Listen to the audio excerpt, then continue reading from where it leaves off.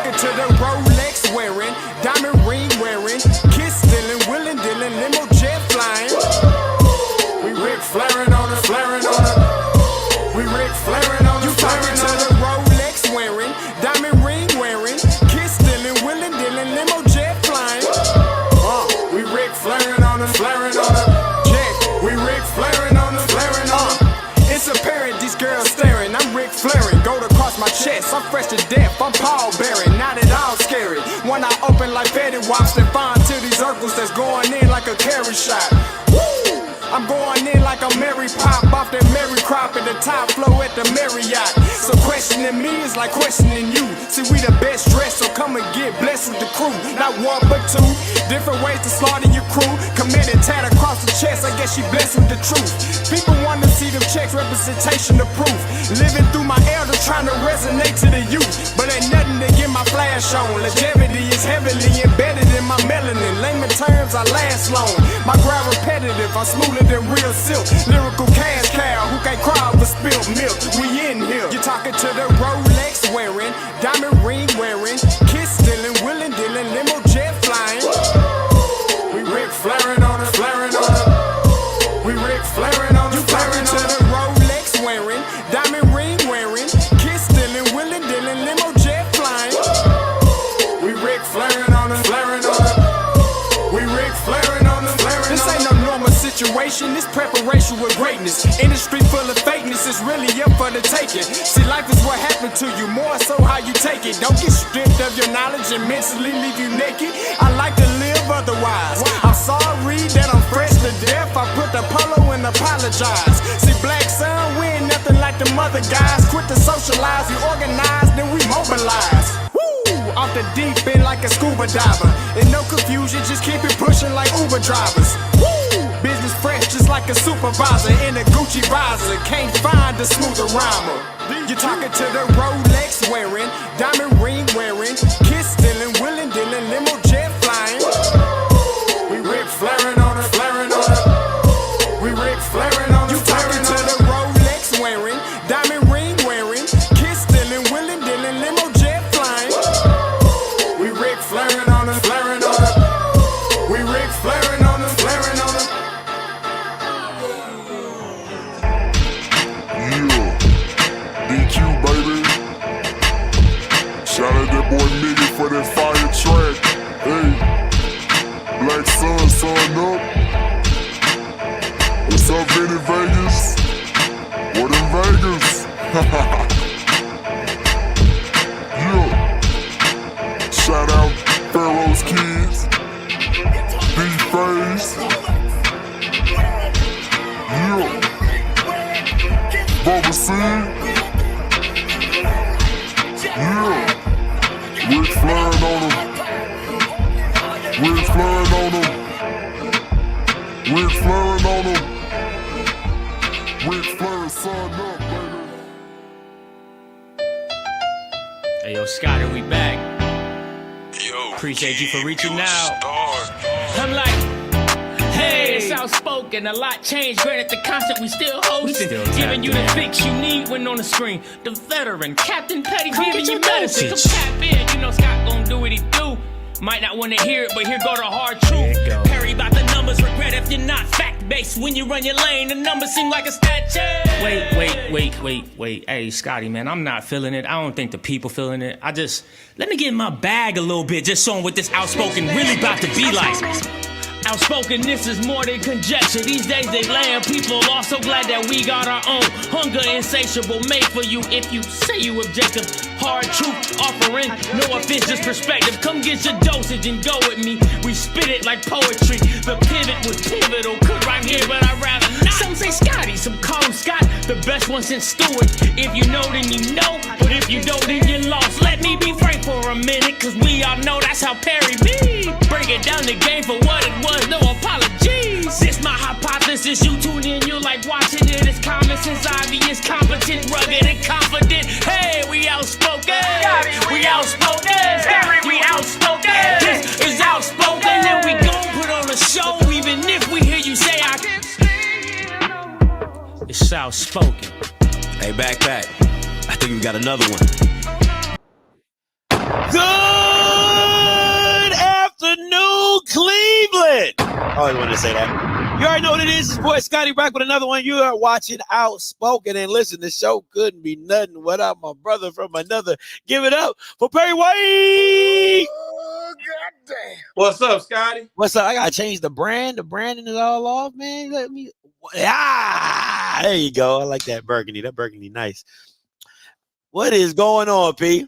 Man, nothing much. Man, March Madness, baby. Yeah. That's the only time people really care about basketball. And we be honest. Everybody and their mama doing a bracket, okay? Everybody doing a bracket. It's the only time people care. Is this the only time people care? Absolutely. For nobody to ever get it damn right. Come on, man. This is the I only never completely got one right before. Never. Never. I was excited one time where I got a Final Four right. Like when I was like, oh, I got a Final Four. Like, oh, okay, cool. Like you got the right teams in there, but it was other teams along the way that just. Oh yeah, yeah. So I got the right. The Final Four was right, but everything else was wrong. See, we had a pool when I was in the military. We had like a office pool. So every level got points. Like so, the closer you got to the championship is the more points the value is worth. So you might get 1 point in the 32. You might get 4 points in round 32 or however 64, 32, then double, and then if you got the championship, and then if it's a tie, then you had to guess the score or whatever. So yeah, pretty cool. I ain't win, but I was close though. You close. I was close. Good afternoon to everybody out there, man. Look, I'm so happy to be here, man. Look, you cheesing hard, boy. I'm just so happy to be here, man. It's just another day to be alive, man. I'll be happy about stuff like that. That's fair. No, that's fair. That's good. Small things in life really do make me happy, and it's just I'm happy to be here. Like me too. Like like guessing the right champions for the tournament. Like that's the type of stuff that gets me excited. But then when I do that, then you over here texting cookies and stuff. Well, I thought that's what you wanted. Cookie. That's what they say. What you want, a cookie? I gave you a cookie. Congratulations. Because you know what? That makes you elite. Oh, and while you doing that, make sure you get yourself some Elite 15 coffee. That's a great thing. That's my guy right there. That's how you do that, okay? Make sure if you want to be elite like me, and picking these champions, make sure you get in the link in the description below and get you some Elite 15 coffee, veteran-owned, black-owned business. Come on, man. That's some great. That's alley-oop. Boy, that's Kobe and Shaq right there. Boy, just leave it up there. Leave it up there. I'm like D-Wade when he was walking away and LeBron was in the air. Underneath the basket. Yeah. I love it. That was dope. I love it. Now let me say this, because I want to be very clear. Perry sent me this. Mr. Price, Mr. Elvin Price. I said I was going to respond to you, and I will respond to you. I'm gonna do it later today. So I just want to make sure you didn't get off scot-free. I meant what I said. I felt like a parent that said they're gonna give you a whooping. Like, now you gonna get this whooping. All right. So you gonna get your response. Okay. And I've been plotting and planning it for a couple of days now. So just understand, you watch the show, you know how I get down. So understand a response is coming. So don't think you got out scot-free. You didn't. All right. And next time, at me. Don't just put stuff in them little SWAC groups and then don't at me. Come on. If you talking about me, at me. That's how I feel about that. You know what I'm saying? So just want to be very clear about that. You will get responded to. All right. I'm like, ooh, I'm instigating today. Yeah, we doing that. What happened, Scotty? You know what? Let me see if I can pull it up, because I like it. Bama's want to talk slick. And I have no problem with that, because that's just life. Let me see. Oh man, let me see if I hate logging into Facebook on my computer because I never remember the password. Oh Jesus! So there was some slick talking. Yeah, you know how people do. Oh, I think I recorded it. Let me see. Oh, slick. I did. Yep, I did record it. Thank you, God, boy, because I ain't about to log into Facebook. That's a process. They gotta, because I stay forget my password. I'm gonna play it. I'm gonna play it for the people so they understand what it had transpired here, so they understand what is getting responded to. And y'all make sure y'all tune in later today. I probably do it around 6 or 7 o'clock. You know what I'm saying? When everybody off work. The most, the conversation needs to be had, bro. What are you doing? You lost to Alabama A&M. Huh? What? Well, damn. Okay. Now I gotta come get somebody that be talking. Got a lot of respect for you, Scotty. I really do. Watch. You ain't got I don't need no flattery. I needs no flattery, okay?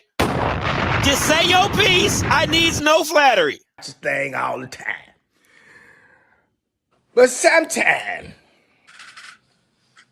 you don't do all your homework, fella. Go on, stick to football, cause you said one time you really don't do basketball. Really stick to football. You just can't be so matter of fact these days with you talking what you talking. All right. Scotty said, basically saying, Coach Bussey should be fired because he don't win the big games. All right. Well, yeah. There been some games, big games, which we could have won. And it's true. Last year we lost in the first round. This year we lost in the first round.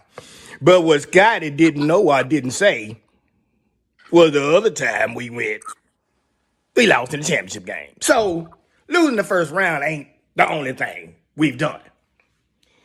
Now, that's what I don't get about it. It ain't just Scotty. It's a lot of people talking about.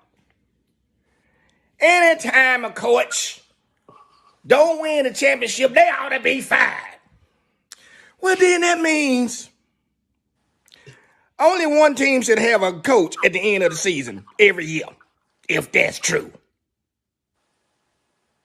That don't even make no sense.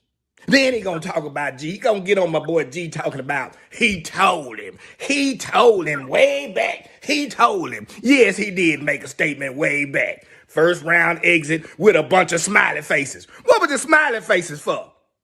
I know what they was for. That meant if you was wrong, you could just laugh it off and say you was just playing. You don't fly with me. That don't work with old Unc.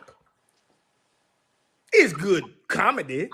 It's good, it's good entertainment for you to do that and pop your little old thing over there. It's good. But that don't fly with old Unc. You ain't saying nothing. Dude, it's two teams playing. You got a 50-50 chance of being right. You're flipping a coin. You ain't no, bruh. You not the enlightened one. You entertaining and you good at what you do, but you are not the enlightened one. So come on off that, bro. Cold on up, gonna check you. All right? And you know damn well. I guess that's his. I guess that's his catch slogan. You know damn well. I know damn well what. I will be responding to that later today. I tell you that. I know damn well that. So yeah, that was hilarious. Yeah, and Perry sent this. Perry, and when Perry sends you something, the funny thing about Perry, he don't text. Have you seen it? He just sent it to you. I ain't got nothing. Look, I was just waiting on. You ever seen Boondocks? I love Boondocks. Who hasn't seen Boondocks? I was just waiting on him to say, "Don't trust them new niggas." Yeah. He just felt like that was gonna come at some point, didn't he? Yeah. That's what's up, though. I like this. I like this right here. So, what's the beef? Oh, there's no beef. It's just I'm not saying the beef, but what scene? I didn't get what the problem was because Alcorn got put out again. Okay. Again in the first. So listen, it was, and once my name and my face gets brought up in the SWAC group, it's gonna be comments galore. You already know it's coming. So I'm looking at the comments. The thing is, what people have to understand is when I say people need to be fired or let go in sports, there is an equation. It is called expectations, right, with results. That is what sports is based off of. Expectations and results. If I don't have a high expectation for you, then you can have low results. But if I have a high expectation and you do not meet that expectation, then at some point we got to go different ways for what it is. Yeah, you can talk about Bussy losing a championship game. You can also talk about Bussy getting blown out in both NIT games that he subsequently was put in. And now back-to-back first-round losses. Perry, it didn't go first-round loss, we made it to the championship. No, he made it to the championship, and then the next 2 years, you get knocked out in the first round. But you out here bragging, 9 games in a row. Oh, we out here. That shit don't mean nothing. Got it. I'm sorry. You're not the enlightened one. Okay? I'm just saying it don't make no sense. You're not the enlightened one.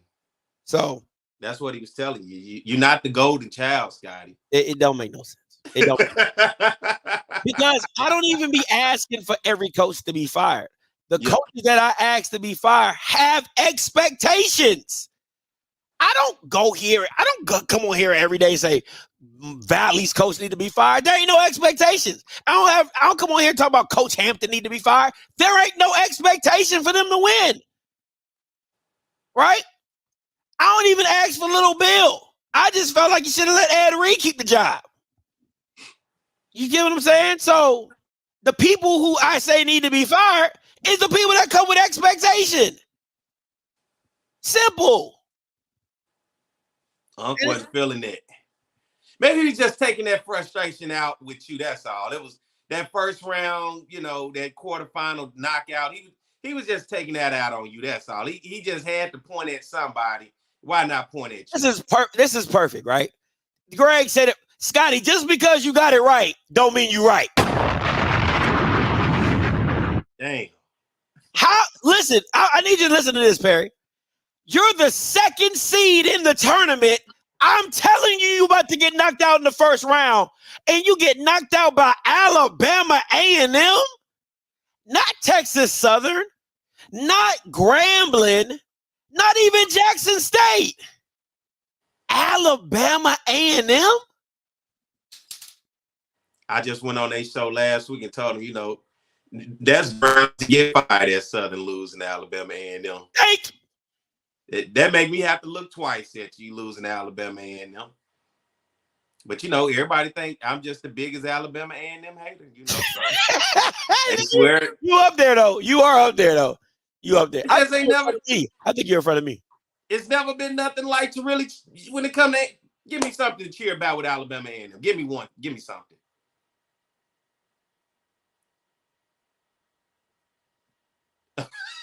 I've never even seen you put a shirt of Alabama. I done seen the garbage bag. I've seen the Rocket Mortgage. Yeah, that's true. I've seen FAMU. I've seen Jackson, Pothole State. I've seen you do a lot. I've never seen you remotely do anything. Man, that's crazy. That's what I'm just trying to put in perspective for you. Man. Yeah. They never did nothing to make you just be like, you know what? He right. He right. Shout out to the Yard. The Yard. They made that shirt for me. The Heel. They sent it to me. So yeah, I wore a shirt called the Heel. Yeah. One time, never. Where is it? You don't even know where that shirt is. I've been moving. You know what I'm saying? I got boxes. I got boxes. I'm moving. But let me. Okay, hold on. And I got the. Okay. Hold on. I got you.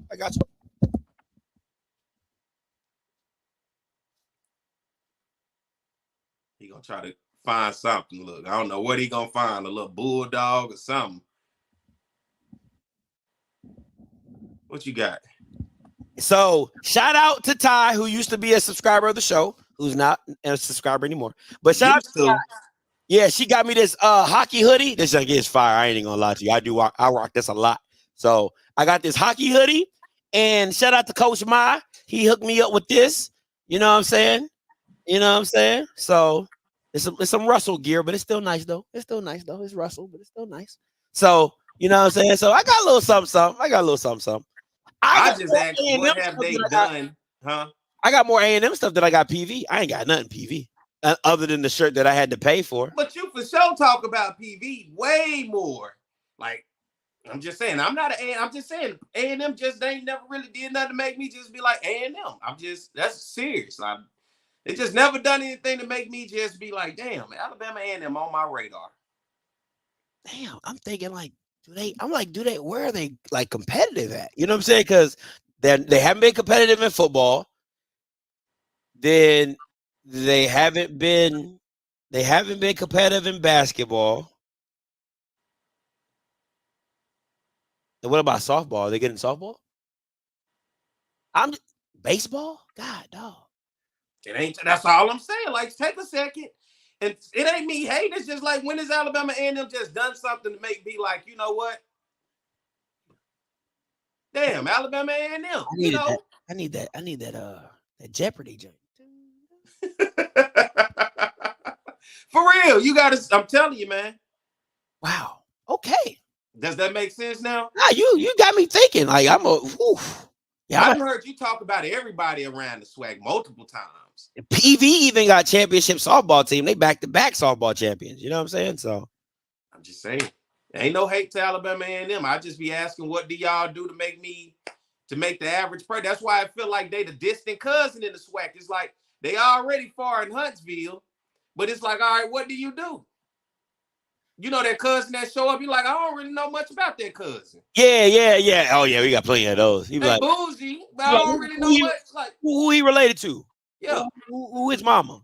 I don't know his mama. What they do? You say what they do up there? They live in Alabama. Okay. Yeah. Okay. All right. Huntsville?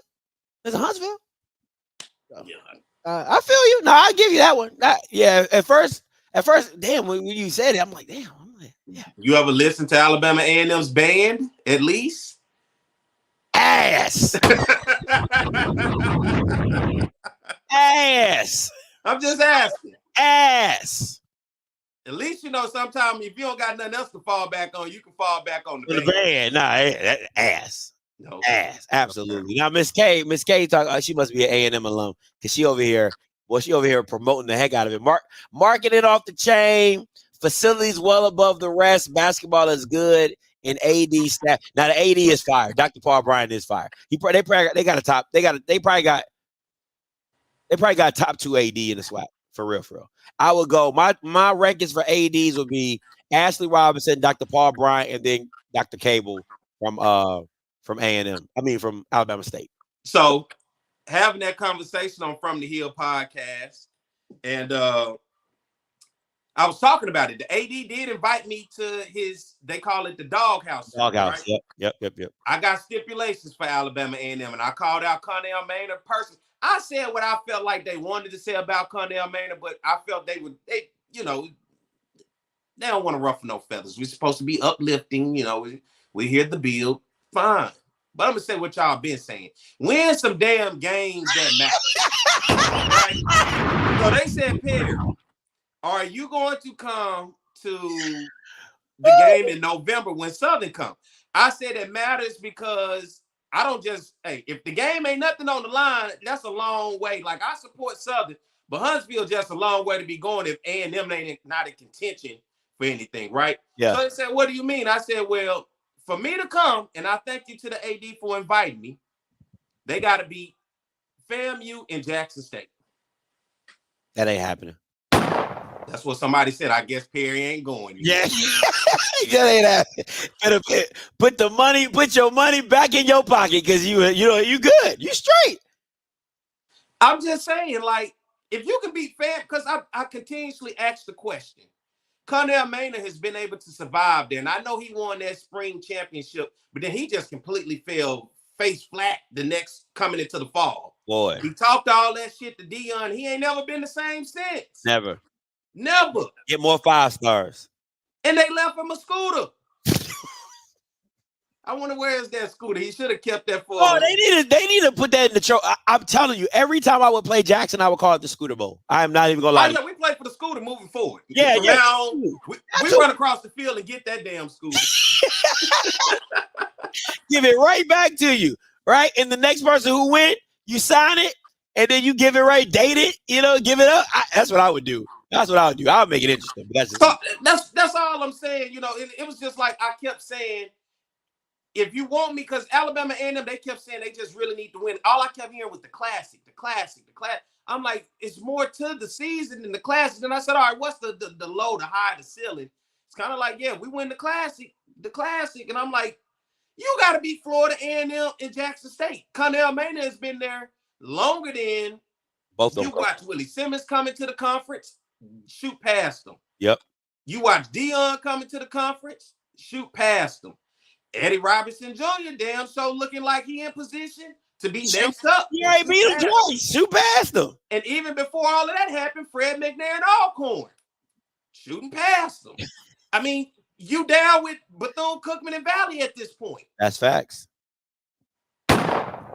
So it ain't hating. Let's put it in perspective, people. I think that's just fair. I think that's just fair. FAMU, I mean, and mind you, if anybody don't know, that's back-to-back games. That ain't like one game here, then one game. No. Those games are back-to-back. They have FAMU, then they have Jackson State, and then they have Southern. Am I not correct? No, Southern is in November. Okay, so shout out to you, Zay. He's ain't no fun when the rapper got the gun. He was a part of that shellacking in Huntsville. But yeah, so them games are back-to-back. I would bet my bottom dollar that you wouldn't win both those games back-to-back. You might split one, but both of them? No, I can't give you that. And like I told him, and I don't even like Ohio State. Eric Dooley, damn near, if he lost that game to Alabama A&M, he was going to hard right then and there. That game let him live on for another month. Because Connell Maynard came in there barking all week, doing all of that. But I'm just serious. I thought if they can beat FAMU and if they can beat Jackson State, I'll actually go to Huntsville. Alabama A&M is the only school in the SWAC I have yet to step foot on their campus. Wow. I've been to every school in the campus. Wow. I mean, every school in the conference except Alabama A&M. Before you've been to Alabama A&M? Say that again? You've been to Valley before you've been to Alabama A&M? Multiple times. Wow. Valley is within the footprint. A&M is a long way, bro. A&M is it's like close to Tennessee. That Memphis is like real close to Tennessee. You got to really, really, really have a reason to just say I'm going up to A&M. Like I've been to Huntsville twice. I've been to Huntsville like 3 times. I've been to Huntsville 3 times. Yeah, you were in Atlanta, so it wasn't that bad. No, it's a 5-hour drive from Atlanta. It's a 4 or 5 hour drive. I think it's like 8 from Baton Rouge. Oh, Jesus. Yeah, it's about 4 or 5 hour drive. Because I went to the spring game one year. I went to the homecoming. Went to the spring game. So I've probably been there twice. And then I went, yeah. So yeah, I've been there twice. But it is what it is. They just never was on par for me to be like, all right, I'm gonna go up there. Like the magnitude of the game didn't build up nothing for me. It's like, yeah, I gotta go. Like A&M just, like. You been to Bethune? You haven't been to Huntsville? I've been to Bethune. I've been to Daytona. I've been to Tallahassee. I've been to Prairie. That's farther. Bethune is farther than Huntsville. Well, I didn't even go for a sporting event. It was a spring break kicking it. I was out kicking it between Jacksonville and Daytona. So I was like, we this close to Daytona. There's no way I don't go see Bethune-Cookman. So I went down to see Bethune-Cookman. He said, bro, A&M has tasted a SWAC title since Southern last half. Ooh. They won 3.5 games that season in the spring.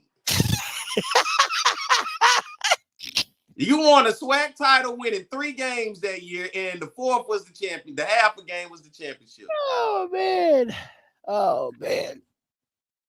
And I asked them, and I appreciate them for bringing me on, man, because like I told them, I never even truly really had an opportunity to interact with Alabama A&M fans. There's a lot of fan bases I've been able to talk trash to. They talk trash back to me.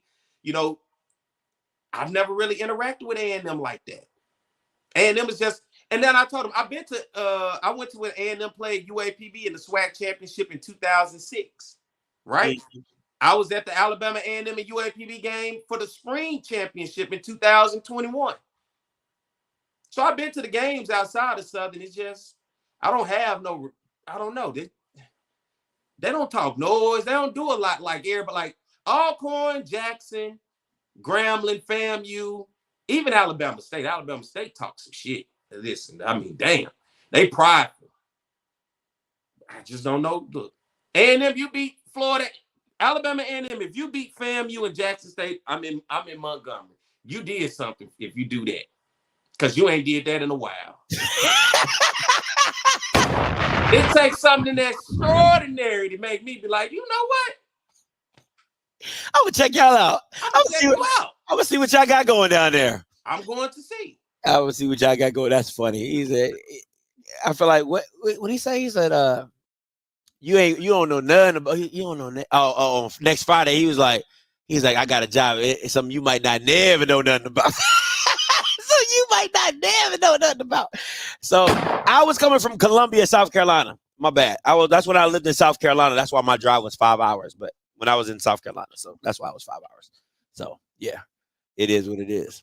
So that was funny. All right, let's get into a little hot and viral. Hot and viral. I gave in them probably the first time they had on this show. Right, facts. Now we about to double it up. All right, A&M just fired. Oh no! Well, let's just keep it in theme. Let's just keep it. No! Alabama A&M is fired their women's basketball coach. Reported by Mo Carter of Fox 54 says Margaret Richards will no longer be the coach of the A&M women's team. She was head coach on the Hill for 8 seasons. So for 8 seasons, she had a record of 97 and 125. And a couple of articles that I read, a lot of people said she was on the come up. You know, I think she had won 13 or 14 conference games this year, last year. Or no, she won 13 in 2021, 2022. Then I think she won 15 this year. So people were saying she was on the come up, but 8 seasons, you know, Dr. Paul Bryan said, we've seen enough. And he will be making his change at the basketball position at Alabama A&M. Wow. This is interesting news. Alabama A&M, we're at 500 this year. They went 15 and 15, 10 and 8 in conference play. At one time, I think they were on like a 6-7 game win streak before the end of the season. I look at them, their worst loss on the season, 83-39 to Colorado State. They got a victory over Tennessee Tech in overtime, 62-56. Tennessee Tech finished the season 16 and 15, 10 and 8. I don't know. This is interesting. I thought maybe she was on the come up. At one time, I thought Alabama A&M women's basketball team was there was not justice being served by nobody not talking about them when they were on that win streak. They had battled themselves back into the picture, obviously making the SWAC tournament, but was right there in the thick of things and possibly knocking on the door to be one of those top 4 seeds, you know? So this is a little shocking to me. I'm not gonna lie. I think and you know, people might disagree with me. I think the Alabama State coach, she needs to be let go. She's been there for like 20, 23 years, something like that. Shala, something like that. But I think she needs to be let go. That's just my personal opinion. Yeah, Alabama State didn't even make the tournament this year. Yeah, I think she needs to be let go. And her last class, I mean, she was the last team that I believe beat Jackson outside of Southern, but losing to the SWAC championship. That was in that spring season, where she had some dogs. She had a power forward named Frida Jackson. Thanks. Yeah, thanks. I always pronounce it. Thank you, Mr. Williams. I know it's like Varick. I don't know. Yeah, it's Varick. Varick. Okay. That's V. Just call him V. V. All right, V. Appreciate it, V.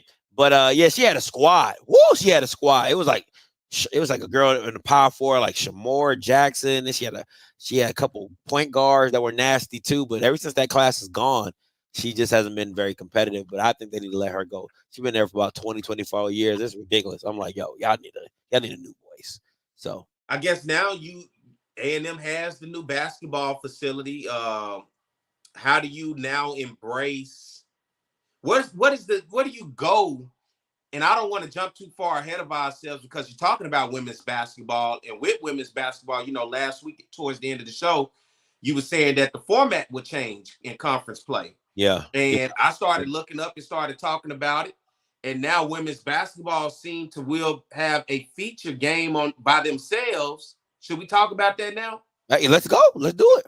So basically what I I had a conversation with Ken Rashad of HBCU Sports this past weekend on the Jaguar Journal. We basically broke down and talked about this new format of the SWAC moving into the 2025 basketball conference schedule. So the format is going to be seem like right now, currently, a Thursday night game, women only, a doubleheader on Monday, and then whoever the women played on that Thursday, the men would then on Monday go travel or whatever, play that game, and the men would feature by themselves. So what used to be the doubleheader on a Monday night would now be broken up into 2 games on a Thursday and a Monday night, with the girls having the Thursday game and the fellas having the Monday game, with the doubleheader still played on the weekend. Now, the way that I felt about it, and we had a lot of pros and cons to it. I thought women's basketball benefited by being on the same ticket with men's basketball, particularly in the SWAC, right? Because when I look at the overall, I know women's basketball for you and I, Scotty, when we look at it, because we talk about the South Carolina LSU game every chance we get. Anytime they touch the court, or we talk about Caitlin Clark with Iowa. Yeah. Right? Women's basketball is getting more eyes. I personally don't think the product for SWAC women's basketball is getting more eyes. I mean, because even when you look at Jackson State and the phenomenal 5-year run that they had, it still ain't turning nobody head except us within this space. And even so, you don't have 2 or 3 other Jackson States in the conference. That's fair. That's fair. Jackson State, and then what I've been saying every time we get on here talking about the standing, and it's everybody else. Mm-hmm. I don't know if women's basketball can sustain on its own, Scotty, to where fans can come into the game and fans be a part of the game. Now, if you ask me if you wanted fans to maybe be a part of the women's basketball game, flip it. Play the men's game first and the women's game second.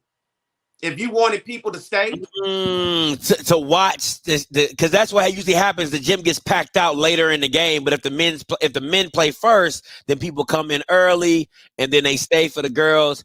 And I like that. That's actually not a bad idea. I would have flipped it. You just have the women's game be last. That way, at least if people not going, they'll at least stay to halftime. I mean, especially if it's a hype game, the fellas, because people typically showing up to watch the men's game when they do come. So you flip it. You do the men, because nobody say the girls got to play first. Who says? But you don't have to. I mean, you can do whatever you want. That's fair. So I would have put the men first and then have the women play second. I don't know if we can, if it's reasons, and I don't know the true reasons. I asked, is it Title IX? I asked about a lot of things. Now, one of the ideas is women's basketball then, because of that Thursday night, can open up a new TV deal, a new opportunity for television, whether it's with ESPN or HBCU Go TV. I don't know. But me personally, I just don't think women's basketball in this conference particularly can sustain attendance and attention of people being able to watch it stand on its own currently right now, because we don't even market enough for the doubleheaders that we do have. We don't even market enough currently for the SWAC tournament women's basketball in terms of what we have now. So we're going to ask these schools to ramp up marketing for women's basketball in particular by itself for a Thursday night highlight. I agree with you full-fledged. I don't think the women can hold a game by themselves. And listen, people can say a lot of stuff. The product is not that good, right? Like, you have onesies and twosies of girls that can really go, right? But the product that you're seeing, and listen, the Big East is not good. I want to be very, so I'm not saying it's just a SWAC, okay? The Big East women's side is absolutely atrocious, okay? I watched enough games, studying UConn and stuff like that, DePaul, Marquette, George, them things is atrocious. But it's the thing for me, I love women's basketball more than men's. I don't know why. I just do. The men's basketball doesn't do anything for me. It just doesn't. I would prefer to watch women's basketball. Even the SWAC, I would prefer to watch SWAC women's basketball more than I would watch men's basketball. My thing is, I really just don't know what you could really do to gather up eyes other than get some high level talent. Like, and for me, the way that I just like, I like the way Southern girls play, right? Like, that's the style of play that Southern has to me. It is exciting. It's a lot of guard play. They can handle the ball. They're exciting when the ball's in their hand. But a lot of SWAC teams aren't built that way. It's a lot of like UAPB. It's a lot of throw it to the big, throw it back out, throw it back to the big, throw it back out. I'm like, come on, what are we doing, man? Like, you know what I'm saying? You got Zay Greens, you got Genovia Johnsons. Like you got girls that can really go, you got Diamond, like you got girls that can really go and handle the rock. Let them work, let them cook. And then let's get some threes going. I'm trying to see some. I'm trying to see some high flying shots. You know what I'm saying? So it's just a little different for me. But overall, I agree with you. I think the model could be switched and just be tampered with. My thing, to throw it back to you, what about travel? What about travel, Perry? Like that's a lot of travel for these teams. Well, it seems the girl will travel by the women. Excuse me, the women would travel by themselves Thursday. Then they'll meet the fellas wherever they need to be at on Saturday, and then they'll head home, and then on Monday, the fellas will be out on the road, and then they'll head back afterwards. So I guess they were looking at the idea that these games on a Monday night, are starting late. You're talking 7:30, 8 o'clock tip-offs on a Monday school night. And so I guess it gives you that the ability to then give the women an opportunity to play on their own, where then I think the fellas don't have to play so late. But if I look at it in the same way, I mean, if it's the idea to feature women's basketball, which I'm guessing that's what it is, it could be deeper than that. I don't know. This right now is just because even we're talking with Ken Richard, he said he was talking to admins from the SWAC, but they didn't want to go into detail about it, but they would give an idea of what this was possibly going to be, just without the details until they're ready to roll it out. But this seems to be the format. Ticket sales, operation costs, because now that means I'm opening and cutting on the lights and having people there working instead of getting them all at one time. Now I got them on a Thursday and a Monday. Yeah. Ticket sales. What will people be willing to pay for tickets to go to a women's basketball game only? Will people be willing to pay behind a paywall to watch women's basketball only? Where when I say they both benefit from each other together. That's good. I think I saw somebody say, well, nobody else does that, Perry, in terms of playing the men first and then the women. Well, if that's the case, y'all always on me about being far, trying to do something else. And then you ask, well, you want to stay the same. You want to be, in this case, I'm not trying to be the same. I'm actually thinking outside the box. But I'm not sure what's the exact reason for the Thursday night game. And then if Monday is just too bad because it's at the beginning of the week, then I would switch the doubleheaders to Thursday night. And then on Thursday night, we'll play the men game first and the women game second. Then on Saturday, we'll go back to our regular schedule format, men and women. And then we'll just try to figure out how do we do these games early, because I do enjoy the HBCU Go TV games because the women's tipping off at 12 o'clock. That's perfect time for me to, before I get into the day, I can catch the game. Yeah. The guys' game I can watch or I can keep up with, but it's the perfect time as you get the day where I like that format that they have. If you're just looking for it, I would move both games on Thursday. That way everybody back home to even start the week at the beginning of the week. You on the road if you have to be on the weekend. Yeah. Thursday, Saturday, Sunday, everybody back home. Monday, get the week going. Yeah. Because it's always odd anyway with that Monday game, and then you having to do players of the week, and you having to do all of these things with a Monday game anyway. That's just me personally. I'm just thinking different. I don't know what the true nature of it is, but once again, before I let it go, I just don't think, for me personally, women's basketball within the SWAC conference can suffice on its own, especially opening up the gyms, cutting on the light, operations costs, looking to sell tickets, looking to set up a paywall. I just don't know if that's going to work unless we really, really invest into our brand of women's basketball and tremendously take it up to the next level. Coach Green, and the same thing that Herb said. He said nobody went to Ole Miss games until Coach Yo put a better product on the floor. That's what it comes down to, like finding those hidden gems, finding those talented girls, man, and getting them on the floor and making the product more and making it more exciting, and then also putting some disparity, right? Like, it's the only reason that South Carolina LSU game was so big is because people thought that LSU could knock down South Carolina, right? Like it's that type of situation, or it could be a preview of the championship game. It's the same reason why people were excited about the UAPB and Jackson game, because of the dynamic of the teams and how good UAPB has been. So you got to have disparity in the league to make it all exciting about what you're watching. And I just think it needs to grow in that direction.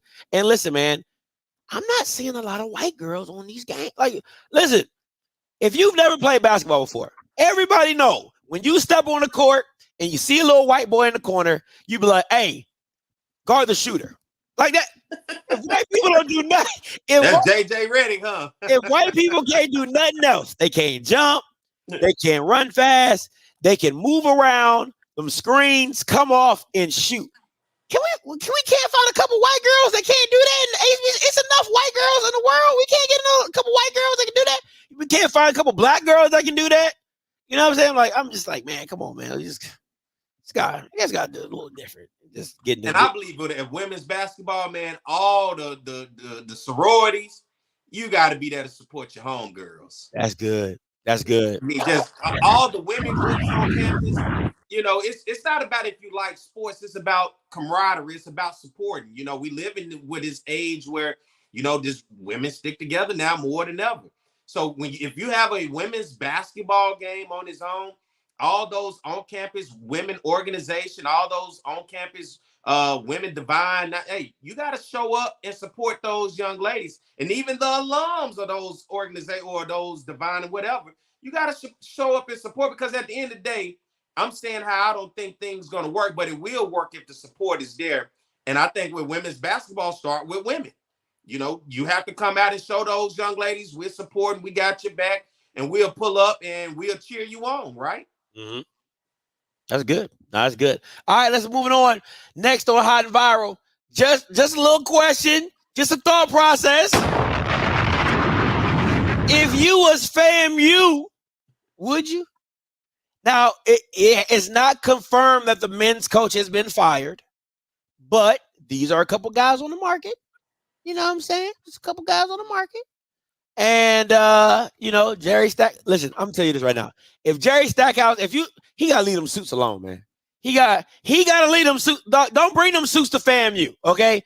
If he come to FAMU, leave them Vanderbilt suits alone. Don't do it. Don't do it. But Perry, what you think? Would you if you was FAMU? Man, how many raffles they got to sell to get one of these guys? How many bundles of hair Mr. Campbell got to donate to the school to help them pull this off? I mean, you're talking about two elite schools, Vanderbilt, who got all the money, and Michigan, who got money. I mean, would I? Of course I would, but I mean, the reality of it, and then if Jerry decides to come, Jerry, you can bring all the suits you want, bro. We just happy that you dress as you want, brother. I'm talking about, I don't give a damn. Come as you are, okay? Come as you, I don't care, brother, if you chose us. But if I'm FAMU, I mean, wishful thinking, right? If you had a bucket list of things,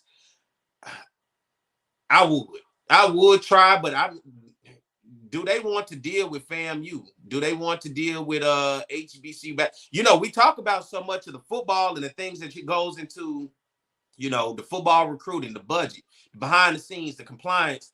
I don't know the depths of FAMU basketball when it looks at behind the scenes. What does the behind the scene look like when it comes to FAMU? Because football overshadows everything at the HBCUs. Well, I'll say this, and shout out to Herb. He said Stackhouse is attainable, given his background. I'll say this, that FAMU stadium is too nice to be that empty. I'm just saying it like that. That stadium is too nice to be that empty. But from what I've heard from people in Tallahassee, there's a coach, and Kofi used to say this all the time for the women. He was like, there's a woman at Tallahassee Community College or something like that that's won a couple championships at the community college or JUCO or whatever's down there. And then I think he was another male coach as well in the Tallahassee area that could come in and do a good job. So listen, there's some local people there that are possible that could get this, be attainable for the job, and as well as you want to go the celebrity route. So however you decide to do it, you know what I'm saying? But FAMU fans, do y'all even like basketball? I mean, this is a true statement because they're new to the SWAC, right? Because I don't know FAMU traditionally when it comes to basketball. I know that men's basketball, I think, struggled for quite some time. Do they even like basketball at FAMU? Do they even like basketball in the state of Florida? Like, that's the real. Like, I mean, Florida State, the Gators, Florida Gators. Yeah. That was what Joakim Noah was playing. Like, that's the last time. Florida just played well in the SEC tournament. They made it to the semifinal. Nobody cares. As a matter of fact, Florida, I think, made it to the championship game. They played against Auburn, if I'm not mistaken.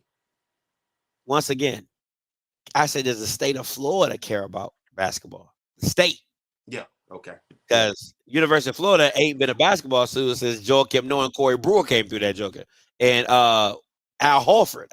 I remember that in the back-to-back championships.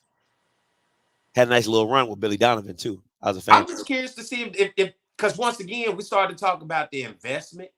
So does FAMU want to switch and then because she already struggled with the football side of things, right? And that's your breadwinner.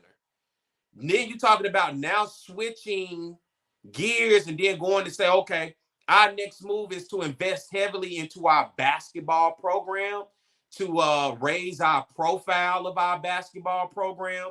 You know, what does that look like for FAMU to raise the basketball profile of that institution? And what does that cost to sustain that? If they're already having issues sustaining success for football in terms of coming out of a championship, I just think basketball, it's going to take some, I don't know, Scotty, I don't know. I don't know if they want to, if that's something they're willing to invest in and then take it serious. That's fair. I think based on where BGIC is going, I think she might care, right? Because it looks like I won't say it's a full like A. I wouldn't give an A higher for FAMU. It's a B plus right now, though. You know what I'm saying? Bringing in the lady from Gordon, I think her name is Gordon something, from Tennessee, and no head coaching experience. I mean, but to take them to a tournament they haven't been in forever, you know what I'm saying? So that's looking like a B higher, you know what I'm saying? Like a decent hire. So how she goes about doing this one on the basketball side as a man's, if she lets him go, we shall see. So you know, we'll just keep the ear to the streets. But like I said, Jerry Stackhouse is available. Because, you know, I talk noise when it comes to sports. Hey, I talk noise with my Southern basketball. I talk noise about, hey, when I be going through them basketball scores and FAMU be getting whooped up on, it be quiet up in here. Don't nobody seem to quite care to talk noise. They got football. They'll talk noise with me all day about football. Yeah. But when we get outside of football, I don't think that's of value to them. And even if they did win, what would that look like for them elevating their profile? That's all I'm asking is that something they're worth wanting to invest in? And will that profile actually become something for them of value if they can raise it? Dang, Coach Jones leaving Norfolk State? That's crazy. Let me see. Robert Jones, Norfolk State leaving. I'm Googling it right now. Where is he supposed to be going? I think it said like UIC. If I wasn't, I thought somebody was lying. I think it said like UIC. Yep, it was UIC. Robert Jones Norfolk State too. What the hell is UIC? Oh shoot! It says it's closing in on Norfolk State. Jones is in negotiations with Norfolk State coach. Jones went to the NCAA tournament. UIC hasn't been to the NCAA tournament since 2004. What conference is this in? What does UIC stand for? University of something Chicago. Let me go back. Illinois, Chicago? Yeah. Let me see. I hope he don't do like my guy did down there at Texas Southern and went up there to Detroit Mercer. The University of Illinois, Chicago. Yeah. Missouri Valley. So it's really that's kind of like a lateral move though. If you go Mike Davis, when he left Texas Southern, he went to Mercer.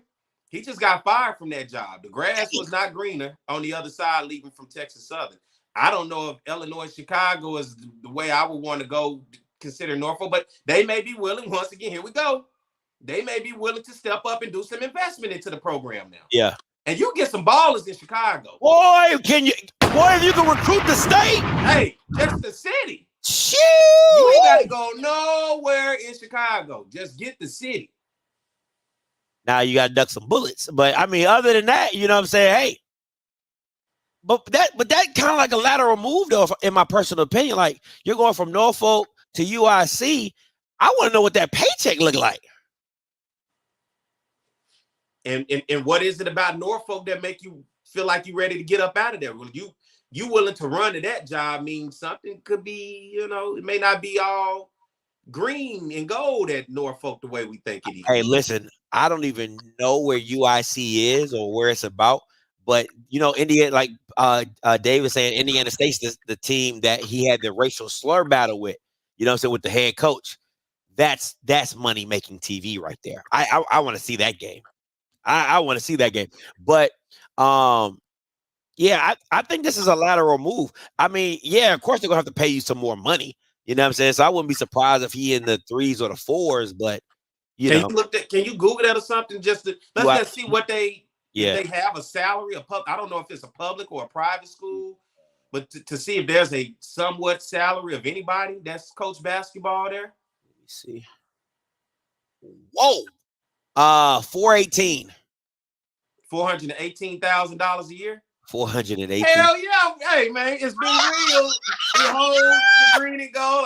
Hey, thank y'all. Damn. Hold on. Let me getting that at no damn Norfolk State. I got the document right here, Peter. Let me see if I can pull it up. Shoot, He said UIC got bread, boy. Come on now. You willing to pay me $400,000? No, he's not touching that at Norfolk. Oh, he said Norfolk State was paying him $370.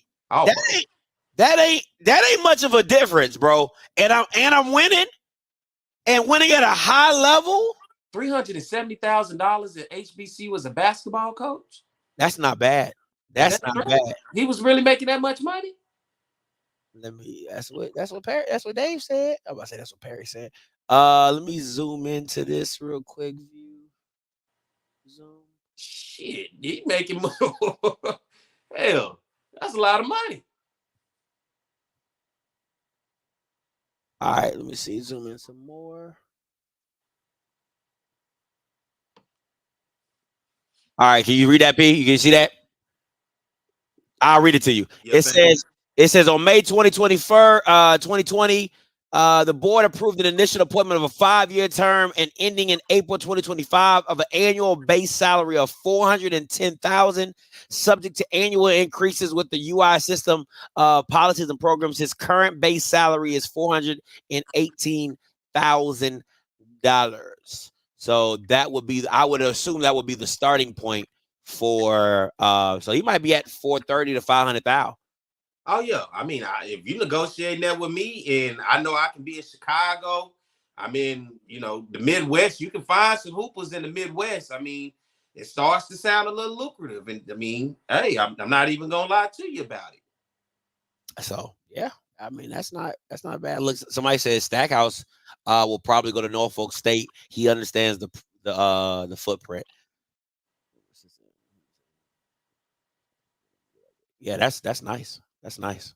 Yeah, nice little pay raise. You know what I'm saying? I just think that's such a lateral move though. Like you're not going up, you know, you're not going up to group of 5. Like you're still in that FCS, you know, it's all D1 basketball. It's just funny how in basketball everything is D1, and then in football it's like HBCU football. And then you have it's just real funny to me. Everything ain't D1. You'll come get my basketball coach, but you ain't touching my damn football coach. It's crazy, man. That's crazy to me. I don't understand it. That's pretty big, though. I mean, hey, look, Scotty. I mean, the name of the game these days is folks looking at wealth for their family and money. I mean, how long has he been at Norfolk? Anybody? Let me see. Robert Jones, Norfolk State. And maybe this give him leverage. His 17th year. He might be ready to move around, man. 17 years? Jesus Christ. Yeah. And then this give him leverage because now he can sit down with Norfolk and say, look, hey, I need some money. You know, I need a little bit more. And UIC could probably be telling them, look, we probably got a 5-year plan. We got a plan over the next 5 years to invest X amount of dollars into the program. And we want you to take us to the new, you know, the new direct, new whatever. That's the type of conversations you like to have when it's negotiating. That's real. We got a plan that we're going to pump this amount of money into this program. This is why we ready to make this decision. Where Norfolk, I don't know if they willing to take it up to the next level, you know, take it up a notch. Man. I remember Norfolk, this a couple years ago when they beat Missouri in the first round of the NCAA tournament. So when you get them type of wins, the next year you come back, it's time to take the program farther the next step than what you were the year before. If you don't want to be a one-hit wonder, this one-time Cinderella. He said, I watch Coach Carter. I can coach. We're going to run Delilah. Oh, Hattie G. Hattie G. Why I be out there calling. I ain't got no sisters, but goddamn, I be out there calling some plays. For 420. Boy, I be out there like Phil Jackson. Scotty, run it. Run the triangle, God, dog. Give me some ducats, man. Give me some ducats. I'm him, and I take that shit. I'm in Indiana. I'm in Michigan. Hey, I'm giving me a cold white boy from the cornfields that be shooting basketball. I'm in Michigan. I'm over in Wisconsin. Give me something tall, long, lanky. Gonna put his arms out. Goddamn. No homo. Come on, man. We talking basketball now. We're just talking basketball. Damn, you can't even talk basketball no more, right? I'm gonna give me something tall. You can't even talk basketball. Pause. Oh man! You can't talk basketball no more. God damn. Get your mind out of there, bro. Oh man! Get your mind out of there. Yo! We're talking basketball. Oh man! He said I'm looking for something tall, longer. I'm recruiting, man. Come on, man. I'm just talking in the mind of recruiting, man. I ain't talking none of that. Oh man! I don't operate in those areas like that. But yeah.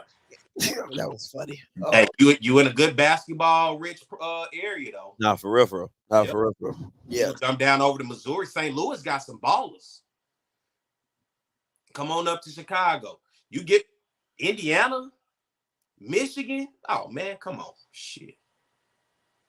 Yeah. I mean, and then you already got your Virginia pipeline, you know what I'm saying? So you already got that built up, and that whole East Coast pipeline that if you want to go over there and do what you do, you know what I'm saying, and bring some kids out to Chicago. But listen, I ain't gonna lie to you, man. If he recruiting my son and talking about Chicago, I'm like, what part of Chicago? Because I'm not about to get a call at 10 o'clock at night talking about my kid. You know. Well, let's stop, man. You've been to Chicago before, huh? They do it all the time with HBCUs. Why can't I do it with a PWI? Well, I'm just saying, Chicago is such a huge city. All them white people don't live in Chicago for no reason. I'm just saying. Chicago ain't one big UIC better be in the white part too. It better be in the white part. So, Chicago is not one big hood though. That's the missing. Everybody have like this Chirac. Like everywhere you go in Chicago, trust me, it is not like that everywhere. You know where you to go and not to go. Them unrestricted area, them restricted area. Don't go over there. Well, take me to the old block. Talk about something. You know, this is Chicago. Yeah, that ain't all of Chicago, man. I've never been. I've never been to Chicago. You never been? I've never been to Chicago. Oh, well, there you go. Yeah, that's my mindset. I'm gonna be like the white people by HBCUs. Like I'm gonna treat UIC the same way they treat HBCUs. Hey, listen, the stuff I heard about Chicago, I'm scared. No, man, ain't no need to be scared. Chicago is a huge city, man. Just like anywhere, you got your pockets where you don't go. The pockets just get glorified because you hear about it more in the music. The same way like Baton Rouge. People will tell you all day long how dangerous Baton Rouge is. Guess what? I don't go fuck around over there. I stay in my area. Look, they can have that. I see it on the news every day about whatever block, whatever area where somebody got killed or whatever. But hey, just don't go fooling around. Yeah. You know, it's in any city. You know where the hood at. and then you know where you want to be at. Yeah. I choose not to be over there. Yeah. So, yeah, Chicago's the third largest city in the country, man. It ain't the third largest city to be one big shoot 'em up hood. Whoa, 35,000 students? Jesus Christ. Yeah. Yeah, that's a lot of people. And Oh, 28% white? Oh, no, you working with some. You're working with some. Oh, he said more Hispanics. Okay. I don't think Hispanics really play basketball like that. Yeah, hey, listen. So, no, bro. I am with that old bro. You gonna get run over. Stop all that, man. He said, just don't cross 290. I don't even know what that is. That's what it just see. That's why I don't get a misconception. Everybody just think Chicago just full of niggas running rampant and shooting at the place, man. Chicago, them white folks live in Chicago. That's how they promote it. That's how they promote it. Hey, cross them lines if you want to and get over to them neighborhoods where that property value go up. All right, let's get into this MEAC basketball tournament. Pretty exciting to say the least, on the men's side especially. Listen, I listen, that Howard and Norfolk State game, classic. Absolute classic. I was surprised that it went down the way that it did, but it happened. NCCU Delaware State, huge upset by Delaware State. I was rooting for Delaware State. Because I ain't never seen, in my little short span of being in the HBCU space, Delaware State ain't won nothing, right? So I was just rooting for Delaware State to win something, okay? And they got close, no cigar. It was just absolutely amazing, man. Absolutely amazing. Great game. I love Delaware State's defense. I feel, and anybody can please correct me if I'm wrong, I felt Delaware State lost that game. I know Howard pulled it out late, but I really believe between the 5-minute mark and to about the 2-minute mark, Delaware State was just shooting themselves in the foot. I mean, just over dribbling and not passing, and what got them there, right? Driving the ball and kicking and dishing and attacking the lane. It was a lot of one-on-one basketball that was being played, and to me, that's what lost them the game. Ended up Howard catching on late in that 2-minute mark, kind of got hot and pulled away. Delaware State's defense is amazing. Yeah, Herb, absolutely amazing. What you got, P? You know, it was some games when you looked around, and we talked about this, at the idea that, you know, what is this tournament going to bring? What March Madness is going to bring? Norfolk State handled business in that first round against Coppin State, 75-51. Howard handled business against Morgan State in that 4-5 spot, 78-65. North Carolina Central got past UMass 87-81, and then South Carolina State, like you said, losing to Dale State 71-58. You come into that semifinal, North Carolina Central versus Delaware State. North Carolina Central, of course, when you look at them, you had to say they are the favorite. They're the 2 seed. They have a history of winning this conference. And Delaware State said, not so fast, my friend. And that's what 71-58 in that game. Nobody saw that. Had you put money on that, you'll be a rich man as of today. Because I don't think anybody saw Delaware State as the 6th seed, being able to get in and get that victory. And then how about Howard just knocking off Norfolk State, who we thought was the clear-cut winner? You and I both had talked about Norfolk State possibly running the table, both men and women. 74-80, Howard as the 4th seed, get by them. And then Howard, 3-point victory versus Delaware State, 70-67. Even in this one, Delaware State fought. Delaware State came into this ball game 13-17 on the season, 6-8 in conference play. And the thing about it, they had went 0-2 against South Carolina State on the season, losing 66-64 the first time and 69-62 the second time. Howard, who found themselves hot all the way into the NCAA tournament, Howard came in at 15-16, 9-5 on the season. Congratulations to the Howard Bison, man, in basketball and what that means at the Mecca for them for being able to get out of there, Scotty. Yeah. Norfolk State, I just think you had to look at it was disappointing.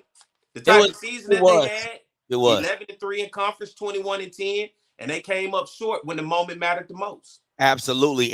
And you know, for me, I know Herb is talking about Jordan Hairston. I like the 2 guards from Norfolk and NCCU, Cleveland, and the other other short guard from Norfolk State. His slips in my mind right now, the point guard. I really wanted to see those two have a rematch. I really, really, really did.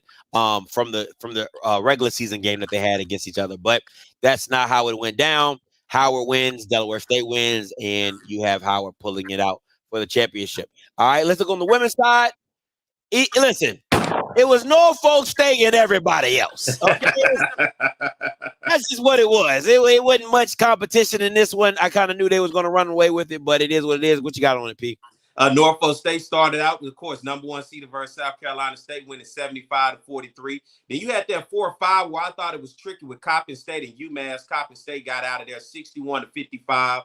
Howard slipping past Morgan 49-44, and then North Carolina Central a 10-point victory over Delaware State 66-56. Then we move on to the quarterfinal. I expected a little bit more, and this is me personally. I thought Coppin State would have put up a lot better fight in this one, but they did not against Norfolk. Norfolk's just completely obliterated 73-44 as they moved on to the championship game. And then Howard and North Carolina Central in that 2-3 seed. It was a battle. Howard got the best of them, 69-56. How about Howard? Both men and women making it to the championship, and Howard taking on Norfolk State. Norfolk State finds a way to close this game out, 51-46. Norfolk State are your MEAC women's basketball tournament champion. And one thing about their coach, he's cool, calm, and collective the entire game. He's a guy that only like he yells, and he may do. I don't know. But as I saw him in that game, he just looked like he had this one in the bag the entire time. So congratulations to Norfolk State for winning the women's basketball championship. Norfolk State, of course, came into this tournament 24-5, 13-1. They had a 12-game win streak coming into the tournament. And now you look at them being able to continue that win streak going into the NCAA tournament. And then Howard on the other end, 13-15 on the season, 10-4 in conference play. I don't know if I saw them getting this far, but they did as the 2 seed. And so you had 1 versus 2. It pretty much worked out the way that if you go by seeding the way that it was supposed to. That's how it was supposed to end up. This has been I think this is the question of the year. I will say this. I think Norfolk Women's has the best individual player, the point guard Diamond. Best individual player is on Norfolk State. The better team is Jackson State. That's just my 2 cents on that. I think it'll be a great game, but the best individual player is Norfolk State. The best team is Jackson State. I'm telling you, man, they need to set that up in some gym, in some church gym somewhere, somewhere. They need to set that game up, man. Yeah, I think Diamond will go for 25-30. I ain't even gonna hold you. I think they go for that girl's so cold. That girl's so cold. Jesus Christ. So let's get into the SWAC recap. Mm-hmm. All right. Man. Now, I said a lot of things. I'll be saying it. You know what I'm saying? That's what Unc was telling you. I say a lot of things. But I could have sworn that was my championship pick. Could have sworn. Could have sworn. Just maybe. You know what I'm saying? But everybody in the chat use the cookie emoji. Everybody in the chat give Scotty a cookie. Come on, it ought to be full of cookies down the chat. Yeah, I need them. I need all my cookies. Because I could have sworn you picked Alcorn to win the championship, if I'm not mistaken. No, I did not. Who did you pick? I went with Texas Southern. Oh, either worse. Even worse. I had the Alcorn Texas Southern in the semifinal, but I went with Texas Southern. So everybody give him a cookie. I ain't seen where the cookies at. Get a man a cookie. He gloating on us. I'm just saying. I picked Grambling. The cookie emoji. Y'all got it. Never probably used it. I picked Grambling. They ran the table and they did what they were supposed to do, and they got the victory. So it just is what it is. There you go. You're getting some cookies. There y'all go. Give them some cookies for that, Thank man. you. I appreciate that. Hey, thank you. And especially him. That's the guy, the video we watched. No, it's not. I'm sorry. That's the wrong person. My bad. You calling out folks. Apologize to that man. I apologize. But you was. But that you're right. Apologize to that man. You picking on PV for no reason today. My fault. That's on me. They didn't even make the damn tournament. You picking on him. Facts. Leave them alone. Facts. Go ahead. Well, you got your cookies. I hope you're full. I hope it's never enough for me. Yeah. You know, I love the gloat. It's never enough. But I'm right, because Bebas love to say when I'm wrong. So I got to really bask in it when I'm right. So I that's what I enjoy. From now on, this is what we do on the show. When you right, we're going to load you up on cookies, brother. How about that? I appreciate that, man. Yeah, Matter monster. Matter of fact, I might just bring my own Oreos. There you go. Bring my own Oreos. Cookie monster. Yeah. All right, SWAC men's basketball. Grambling State get past the quarterfinal 56-50. That rematch with Bama State, who had just beat them to end the regular season. Then Southern versus Bethune-Cookman. This was a tough one. Bethune-Cookman found a way to close it out 73-58. They send the Jaguars home. The 5th seed moves on to take on the number 1 seed, Grambling, in the semifinal. On the other side, Alcorn State, 2 seed, came in on a 9-game win streak. They got cooled off quick by Alabama A&M. 75-63, the Bulldogs, as the number 7 seed, moved on to the semifinal game. And then Texas Southern versus Jackson State. Texas Southern never looked back in this one. 73-62 as the 3 seed. Then you had Alabama A&M as the number 7 seed, taking on Texas Southern, the 3 seed. Alabama A&M fought hard, but Texas Southern came to play. 72-65. Texas Southern then found themselves in the SWAC championship game. And then on the other side, Grambling versus Bethune-Cookman. Reggie Theus and Bethune-Cookman definitely, he said, we had to play that late game the night before just to come back and play early. Mm-hmm. And Grambling really took advantage of it, 65-53. And then in a hell of a game with Grambling and Texas Southern was looking for their 4th consecutive SWAC basketball tournament championship. Grambling said, not so fast. They win at 75-66. How about Grambling State? All the tradition that you hear about football and all the championships, their first time ever winning a SWAC basketball tournament championship and headed to the NCAA. So that's huge for them. Grambling came into this tournament 17-14 on the season, 14-4. I didn't think they had out of conference just any great quality wins. That's for me personally when you look at non-conference, but nonetheless, they were the best team right there with Southern for most part of the season. On the men's side, they were able to pull themselves away from Southern and ultimately found themselves knocking off Texas Southern and winning their first time ever championship. Shout out to Coach. Shout out with Dante. What's his name? Dante Jackson. Jackson Dante. I think that's his name. Grambling's head basketball coach. Yeah. Shout out to him. That's how you know we don't talk too much basketball in this joker. But no, especially not Grambling's basketball, you know. Yeah. So shout out to him, man. That's emotional. If anything, he was crying. Great game. And I'm happy that he was able to do that for him and his team, and they made it happen. I ain't gonna lie though, Dozier was trying to throw the game. I'm like, bro, he missed like 6 free throws straight. I'm like, damn, is the rim moving? Like, it was bad. It was getting bad. I'm like, you're supposed to be one of the best guards in the SWAC, and you done missed 6 straight free throws. And I'm going to say this. Moving forward, don't nobody give a damn about Texas Southern in the regular season. Hey, I don't care what they do in the regular. They came in 14-15, 12-6.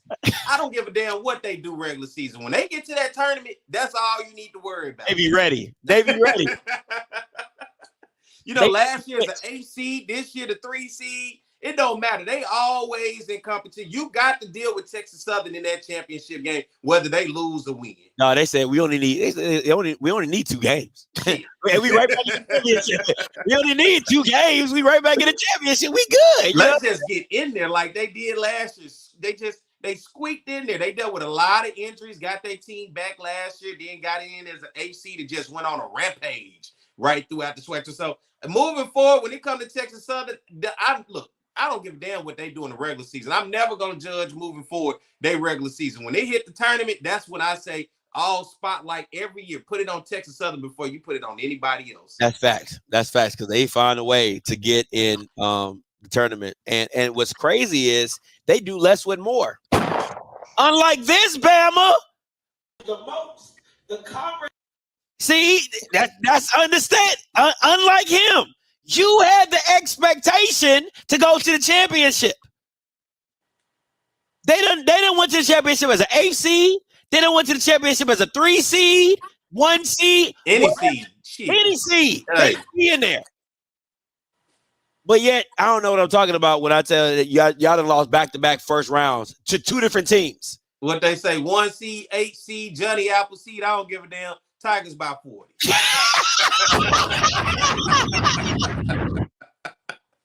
Tigers by 40. Oh, man. You know what I'm saying? Man. All right, let's talk about the Tamika Reed Invitational. Oh. The Tamika Reed Invitational. Listen, we thank y'all for participating, okay? We thank y'all for coming out. Y'all could have been anywhere in the world, but you're here with me, and I appreciate that, okay? The Tamika Reed Invitational. You ever watch The Simpsons and every time his dad get mad, he grab Bart by the neck and just strangle him? You ever seen that? Yeah, like, ah! That's what she did to the SWAC conference all season. Just strangled everybody. Jackson State comes in, the #1 seed, and they showed out. They took on Sandy Pugh and Prairie View in that first one, 67-58. They moved on, and then UAPB versus Alabama A&M, that 4 or 5 seed. I thought this was a tricky one, but UAPB found the will to win this game, Scotty, 87-74. I was actually impressed with that, considering everything that happened the last time they played A&M on the road. Kind of fell apart as a team, but they got back on track. Then on the other side, Grambling State taking on FAMU.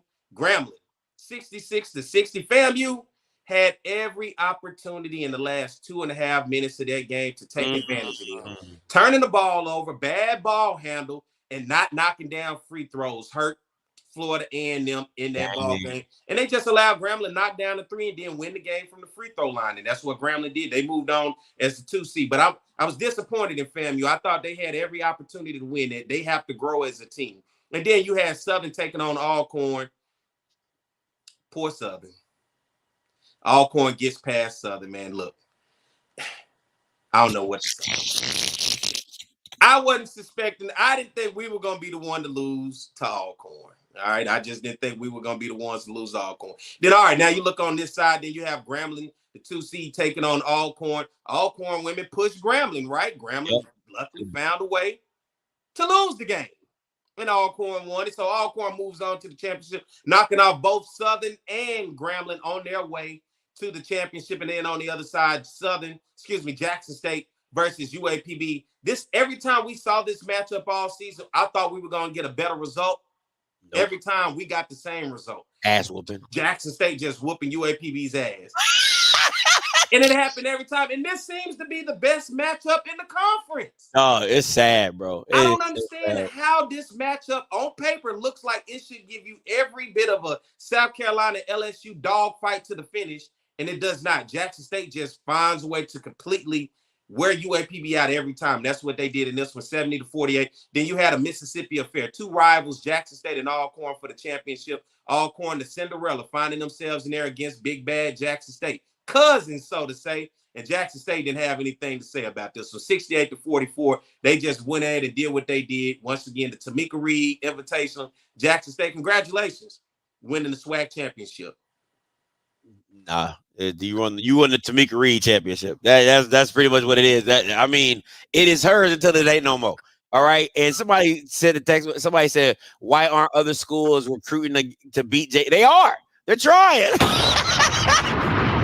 They trying. It ain't working. I don't know. I don't know what you want me to say. Like, they trying. She just better at it than them. Okay. And Alcorn, they came in 10-19 on the season, 8-10. I mean, just sliding into the tournament. I mean, but that's the Cinderella. That's the stuff right there that you like to watch them back up against the wall, taking on Grambling, Southern. Whether you thought they had a chance or not at Jackson, that's what make these tournaments so exciting, where when you go by the clear-cut favorite and the clear-cut favorite don't win it, you have this Cinderella just continuously making that mark, finding themselves to play for a championship. That's exciting basketball when it don't go always, as the program says, where you kind of go off script, like what I did with that. I like that. Got a team like Alcorn who can find themselves in the championship. Yeah, and getting mollywopped in the championship. Yeah, they did get mollywopped. And that was so funny because I got on social media. You know who Pete Richardson is? Yeah. They said Alcorn State women's basketball coach, when he got his glasses on, looked like Pete Richardson. You talking about G calls him Nate Dogg. Nate Dogg. Yeah, I can't unsee it now. I think he actually does look like Pete Richardson. So no, that bad. Listen, and the thing that kills me about Alcorn fans, right? Nobody talked about Alcorn. They were about to fire him. He was on the chopping block to get fired. And now all of a sudden, all I see on my timeline, Nate Dogg. Nate Dogg. Nate still fire him. I mean, all he did was win 2 games and made it to a championship. And I mean, they still went 10-19 versus results. Expectations versus results. There was no expectation, but he had some high results. So you got to give him another year, just based if you feel like you need to, but based off what I mean, the ass whooping in the championship alone lets you know you're not competing, right? Like you're not on that you're not on Jackson State level. Like it's literally Jackson State and everybody else. That's why it's called the Tamika Reed Invitational. But I mean, at the end of the day, I don't see why you would keep on, I mean, like the game wasn't like you lost by 10. Like they had State made them look like a junior high JV squad. They had their backups in like the third quarter and just rolled out. Like they was like, hey, we're gonna ride out with these backups and we good. And still beat you by 20. It's ridiculous. It's ridiculous.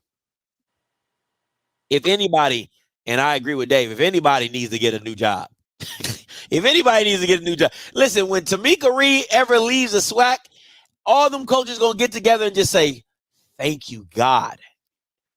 Thank you, God. Because that's the only way you ever going to win something is when she leaves. Because that girl different. All right, let's get into a little postseason play, starting with the CIT.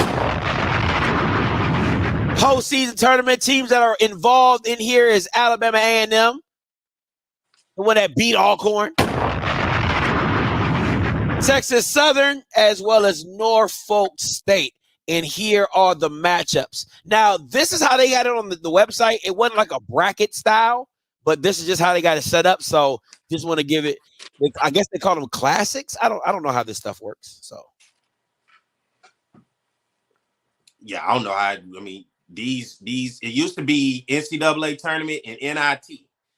Now you're getting all these new classics. So you're talking about the collegeinsider.com postseason tournament, the CIT. Got Texas Southern taking on Tarleton State. Texas Southern, of course, lost in the SWAC championship tournament game, 16-16, 12-6, Scotty, in conference play. They went 2-9 versus non-conference opponents to start the season with a win over Howard and Bible Studies. Now, you ever heard of a school called Bible Studies? There's a school called Bible Studies? Texas Southern beat them. All right. 7-2 in their last 9 games. Of course, losing in the SWAC championship game. Then you look at Tarleton State, 23-9, 16-4. They're coming out of the WAC, the Western Athletic Conference. They lost 87-84 to UT Arlington in the WAC semifinal game. Tarleton State with 9-4 in non-conference. They have victories over Florida International, Austin Peay, and Stephen F. Austin. This should be a good game for Texas Southern, who traditionally has shown you they can beat some teams no matter what the names on the jersey. Then you look at Alabama A&M, who I was surprised getting postseason play, taking on Austin Peay. Alabama A&M finished the season at the regular season 11-22, 9-9 in conference play coming out of the SWAC. They were 1-12 versus non-conference opponents. They win 85-83 versus Tennessee State, their lone non-conference victory. That's why I think this is going to be tough. They lost 72-65 to Texas Southern in the SWAC semifinal. On the other side for Austin Peay, they went 19-15, 10-6. They come out of the ASUN conference, right? They went 7-8 versus non-conference opponents this year with wins over Murray State, Ohio, and Sacramento State. They lost 94-91 to Stetson in the ASUN championship game. So this is a team that actually made it to their conference championship game. They finished the season 8-2, Scotty. Austin Peay did in their last 10 games on the season. And then you have Norfolk State, who's, of course, I felt underachieved on the men's side because they didn't win, but they're sitting there waiting with a bye for somebody to come just fall into their lap, and we'll see can Norfolk State then get back on track and be that dominant team that we saw all season. All right. Yeah, I don't know where any of this is being broadcasted at, so you're going to have to go out and find it on the internet or something like that. But I do know this next tournament will be on Flow Sports. That is the CBI Invitational. All right, it has Bethune-Cookman and Delaware State. I'm excited. Listen, I pay for Flow Sports, okay? Because y'all can say whatever you want about Flow Sports. It's better than HBCU Go. And you know why it's better than HBCU Go? Because I can go back at any time and place and click on an old game and just watch it. It's super, super, super easy. You can pick it based off team. Listen, say whatever you want about Flow Sports. I don't know what they paying them jokers, but the setup is nice and easy. I love it. It's seamless. Okay. So yeah, I'm definitely going to watch that Delaware State game. I'm definitely intrigued. And here are the matchups. Here are the matchups. You have Seattle, number 3 Seattle going against Delaware State. That is at March 23rd at 5:30 p.m. on Flow Sports. All right. And then Arkansas State taking on Bethune-Cookman. That's going to be another good one too. March 23rd as well on Flow Sports. Yep. Delaware State, looking at them right now, finished the season 15-18 in regular season, 6-8 coming out of the MEAC. They went 7-9 versus non-conference teams. Guess what? They got wins over Bethune-Cookman and Grambling this past year. So no surprise with them being where they at. They lost 70-67 to Howard, and of course, in the MEAC championship. Then you look at Seattle. They finished the regular season at 19-14, 11-9. They are also in the Western Athletic Conference, the WAC. They went 8-5, Scotty, versus their non-conference opponents with victories over Montana State, who we're going to talk about here in a minute, and Louisiana Tech. They lost 80-72 to Grand Canyon in the WAC semifinal. And then you look at Bethune-Cookman versus Arkansas State. I know about Arkansas State up there in Jonesboro, Arkansas. Bethune-Cookman and Reggie Theus finished 17-16 on the regular season, 11-7 coming out of the SWAC, 5-8 in their non-conference. And I'm going by non-conference because those are those matchups that I think matter most when you look at these type of matchups. With wins over Charleston Southern and Incarnate Word, they lost 65-53 to Grambling in the semifinal. Then Arkansas State, a team 18-16, 11-7 coming out of the Sun Belt. Remember, this is the same Arkansas State team that lost to Jackson State, 75-71. So a SWAC team already has a victory over Arkansas State. Arkansas State went 4-9 in non-conference play with wins over UAB and Louisville. So this is the type of matchups you're going to have in this CBI, this college basketball invitational. I think the one thing, and I haven't watched a lot of Bethune-Cookman, but the games I have seen, they're very they're very high tempo. I'm about to say something inappropriate. Pause. They're a very up-tempo team. And when you have Zion Harmon running the show, very athletic, very high-tempo team. And I think they can compete with anybody at that level as long as they make shots. But that's basketball if you make shots. It's a make or miss league. And Delaware State, their defense is always going to keep them in the game. They are hounding a bunch of guys that are scrappy. They trap a lot. They're just in your face defensively, and I absolutely love that. So I can't wait to see these games on Flow Sports. All right. Now, last but definitely not least, it's that March Madness, and these are your participants. All right. Starting off with Grambling taking on Montana State, which is a very winnable game, mind you. Want to be very clear about that. Very winnable. Should be won. Let me be very clear about that. But go ahead, P. Yeah, I like this matchup. Grambling, Montana State. Montana State caught fire late into the season, coming into this tournament, and got a victory. You look at Grambling, let's start there. The number 16 seed coming out of the SWAC conference, right? They're the champions. 20-14 on the regular season, 14-4. They went 2-10 versus non-conference opponents with 2 wins, one against UNT Dallas and another one against Champion Christian. I'm a little shaky with them when it comes to non-conference this year and what the matchup is going to look like. We've seen them in conference play, what they've been able to do. It's that non-conference. They didn't do too well. 10 losses in non-conference. Then you look at Montana State, finished the season 17-17, 9-9 in conference play, coming out of the Big Sky Conference, right? They got a victory on the season, 63-60 over Cal, coming out of the Pac-12, and they finished their non-conference schedule at 6-7. They got hot in that Big Sky Conference, and they won the Big Sky Championship 85-70 over their rival Montana. I like this matchup. Something about this matchup, but I'm going to go with Montana State in this one. I just feel Montana State has been proven a little bit more throughout the season than I've seen with Grambling. It's March Madness, but I just feel some reason something's telling me Montana State has that better opportunity in this ball game. Really? I do. Really.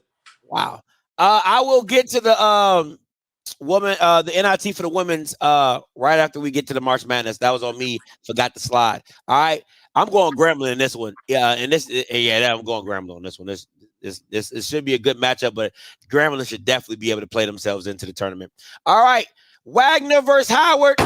I do have a subscriber whose cousin plays for the team. He said he gonna do work for Wagner. So, but I'm going Howard on this one. Wagner's a very slow-paced team, very slow it down. I just dissed you type of stuff. You know, it's just it's not what it is. And they're very small. Their bigs aren't the tallest and lankiest. Pause. Right. So I'm going Howard on this one. I'm going both HBCUs. I'm going HBCUs on both of these games. What you got, Perry? Look, profile for Wagner. They coming in as a 16 seed, of course, 16-15 and 7-9. They finished the season coming out of the Northeast Conference, right? They got victories in their conference coming down the way against the best teams in their conference. A 60-57 victory over Sacred Heart, who was the number 3 seed. A 66-56 victory over Central Connecticut, who was the number 1 seed. And then they found themselves in the championship, getting a victory 54-47 over the number 2 seed. That's why they ended up in the play-in game. They went through all 3 of the top seeds in order to get there. Then you look at Howard on the other side, 18-16, finished the season 9-5 out of the MEAC.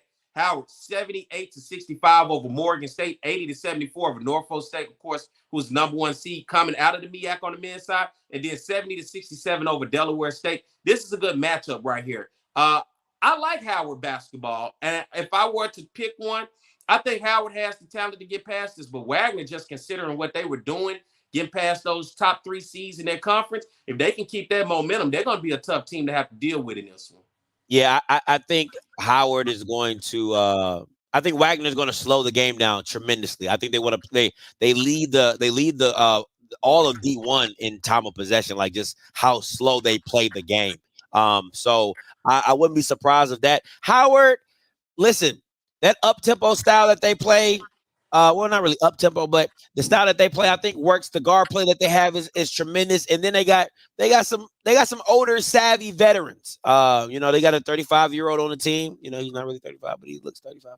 But you know, and I think it's possible. I definitely think it's possible. So I'm definitely going Howard on this one. Who would they have to play? Who's that number 1 seed they got playing on that side of the conference, on the bracket? Purdue. I think it's Purdue. No, Purdue, I think, is the Grambling Montana State. So who's on this side? Look, I didn't even look that far after I saw these. I was like, to hell with whoever the hell they got to play. They better just enjoy this day. They better enjoy Tuesday. They said North Carolina. Yeah, you don't want them problems. They've been losing. And not to Howard or Wagner. Yeah, to Duke or somebody. North Carolina State, yeah. Okay. Let's not compare North Carolina State and Duke to Wagner and Howard. Yeah, now that Purdue, hey, listen, that Purdue team is different. That big white boy, that Purdue white boy, that Bama's big. No, what they gonna do with him? That That Bama just gonna lean. He's just gonna lean on you. That dude is huge. He like he's the definition of lurch. Like you rang, like that Bama is tall and crazy. All you gotta do is this, dog. Jesus. In any of these games right here, man, I would always say 300 pounds. That's ridiculous. With SWAC basketball, when you have these type of matchups, you have to be able to shoot the ball efficiently. Gotta shoot it. You gotta attack the basket because you gotta draw the foul. You gotta be able to work them to put them in foul trouble, and you gotta make your living at the foul line. You gotta make your living at the free throw line. Absolutely. And you gotta make those shots. You can't be afraid to attack the basket. I've seen it one too many times. Teams are just afraid to attack the basket, and everybody's shooting too deep. They're just trying to jack up threes. The other team running it up the court on you for, you know what, they go on the run, then you playing from behind, then you start crying because you're on the losing end of it. All right? You start crying because you on the losing end. Yeah, you know, they hit you with this one right here. You know, you just see them over there. Yeah, with the shirt. No, they be like this. They be like this, man. They pull the shirt up. Yeah. They're like, and these coaches have to be able to draw up the X's and O's the right way. You got to. It ain't none of that. Just hey, go out there and do what you do. You got a lot of that in the SWAC. Just go do what you do. Shit, just hey, we're gonna go for what we know. Yeah, you have to draw up some plays defensively to be able to stop teams. If you can shoot, I mean, you're always going to be in a game if you're able to shoot. You know what I'm saying? Here we go. Let's get to the women. Jackson State versus UConn. I did my whole breakdown. It's on the channel if you want to go check that out. Jackson State takes on UConn in Connecticut. What you got on it, Perry? Jackson State, man. Big bad Jackson State coach Tamika Reed, wrapping up a hell of a season, riding a 21-game win streak into this one. And you talking about dynasty. Everybody's giving Jackson State this dynasty level. How about two dynasties meeting together in the first round, right? Jackson State versus UConn. She's taking on Geno. But Jackson State with a victory over Southeastern non-conference play, 63-54. Southeastern out of the Southland finished the season at 19-12 and 14-14. And then they also, guess what? While I like this matchup, Jackson State women's team beat a Big East team in St. John, 60-56. St. John finished the season 17-14, 11-7 out of the Big East. So Jackson State has already had an opportunity to play a team from UConn's conference and to get a victory over them, a 4-point victory. On the other side, it's still UConn. They went undefeated in conference play. 18-0. They finished the season 29-5 in the Big East. They're riding a 9-game win streak coming into this game. 86-82 victory over Louisville, who finished 24-9 on the season, 12-6 out of the ACC. And then another marquee game I thought they got past was number 18 Marquette, 95-64. Marquette finished the season 23-8, 11-7 out of the Big East. These are two dynasties from two totally different backgrounds, two totally different areas, finally meeting. I think they made this one happen for a reason, to see if Jackson State really is this dynasty and has really been able to dominate the SWAC the way that everybody's giving them this proclamation. Let's see what they can do against UConn. Let me ask you this, P. What if Tamika Reed pulls off this victory? What I mean, like, what I couldn't even like. You're beating Geno Auriemma, like one of college basketball's greatest coaches of all time. If they pull off this victory for Jackson State, like, what does that do for basketball for the SWAC? It might, considering the coach that they playing against. I know there's been some upsets. I know Southern beat Georgia Tech. You got Norfolk. Well, you're talking about the SWAC. I guess I'm looking at it. That will probably, considering the head coach, Hall of Famer, considering the dynasty and the championships UConn has had, it might single-handedly be I would put it out there, the greatest win for a SWAC school in the NCAA tournament. Wow. I mean, just considering UConn, right? A lot of times they say, man, don't care about the name on the jersey. You have to when you look at the dynasty. When you look at Geno, the amount of wins, and to say Tamika Reed can take a team from out of Mississippi, out of Jackson, that's a low resource. Let's remember, low resource. Have you ever seen the behind the scenes of what UConn has? Their women facilities? Oh, my God. It's absolutely amazing. It is off the chain. And to say that Jackson State can go up there and do that, I would say that would hands down have to fall into the greatest basketball win in SWAC history, HBCU history, if you ask me, with the level of magnitude, her taking on a Hall of Famer and just considering everything UConn has and everything Jackson State does not. And then UConn ran through the Big East Conference. They went undefeated the same way that Jackson did. I'll have to put, shit. You beat UConn and Geno, you turn heads. I don't care. There's still a lot of coaches that have not been able to beat Geno, regardless of how up and down that UConn has been. And they still may not be the dynasty of the yesteryears, but hell, they still went undefeated and they're riding a 9-game win streak. Are there any moral victory? Like, what is a moral victory? Like, what's the score? Like, what's the point for you to be like, hey, listen, you didn't get the dub, but god damn, that's a good, you know what I'm saying? Like, that was a good game. It truly absolutely has to go down to a wire where I've realized the refs just not on Jackson's side. Like, Jackson they just can't buy a call. Yeah. And Jackson, like, when I look at it, it's like, damn, they gave if they're down 10 with 2 minutes, I'm not gonna give them moral victory. Okay. I'm talking about down to the wire, last minute possession type game. Missed free throw, like, damn, they was right there. Like, they just had to knock down. Or a missed shot where you just saw on the other end they had to foul UConn, and then UConn kind of pulled away late at the free throw line. I just want to see Jackson State, because this is a dynasty that everybody is hyped up. You had Don Staley even talking about Jackson State, right? Jackson State has won 5 consecutive regular season championships. They won 3 of the last 4 SWAC tournament championships. This is a team with high regard. They received an AP top 25 vote. That's fair. There's no disrespect to this Jackson State team. And even coming in as a 14 seed, they didn't forget the play-in game. They even gave them a 14 seed. There's a lot of respect on them because of this. Jackson State got a battle this. I'm talking about, Scotty, when I see the end, I'm just like, damn, that was, you know, you can walk away from something like, bro, that was a hell of a game. And then you look at the refs sometimes, you're like, yeah, the refs just weren't going to let them get out of there with that one. Yeah. You know, and we've seen games like that before, right? Okay. Yeah. So that's for me. What about you? For me, 10 points or less, it's a moral victory. You gotta. I'm in the same boat as the LSU because I think the LSU team that you played against isn't on this team's level, right? Of just the talent. Like that LSU team was okay. They had a really great point guard, but everybody else was just okay. And that was year one of Kim Mulkey. That was literally year one. Yeah, that's what I'm saying, right? So it wasn't a lot of talent on that team. So that's what I'm saying. Like, it was a great matchup. It was a great fit. I feel like Jackson State should have won that game, but that's neither here nor there.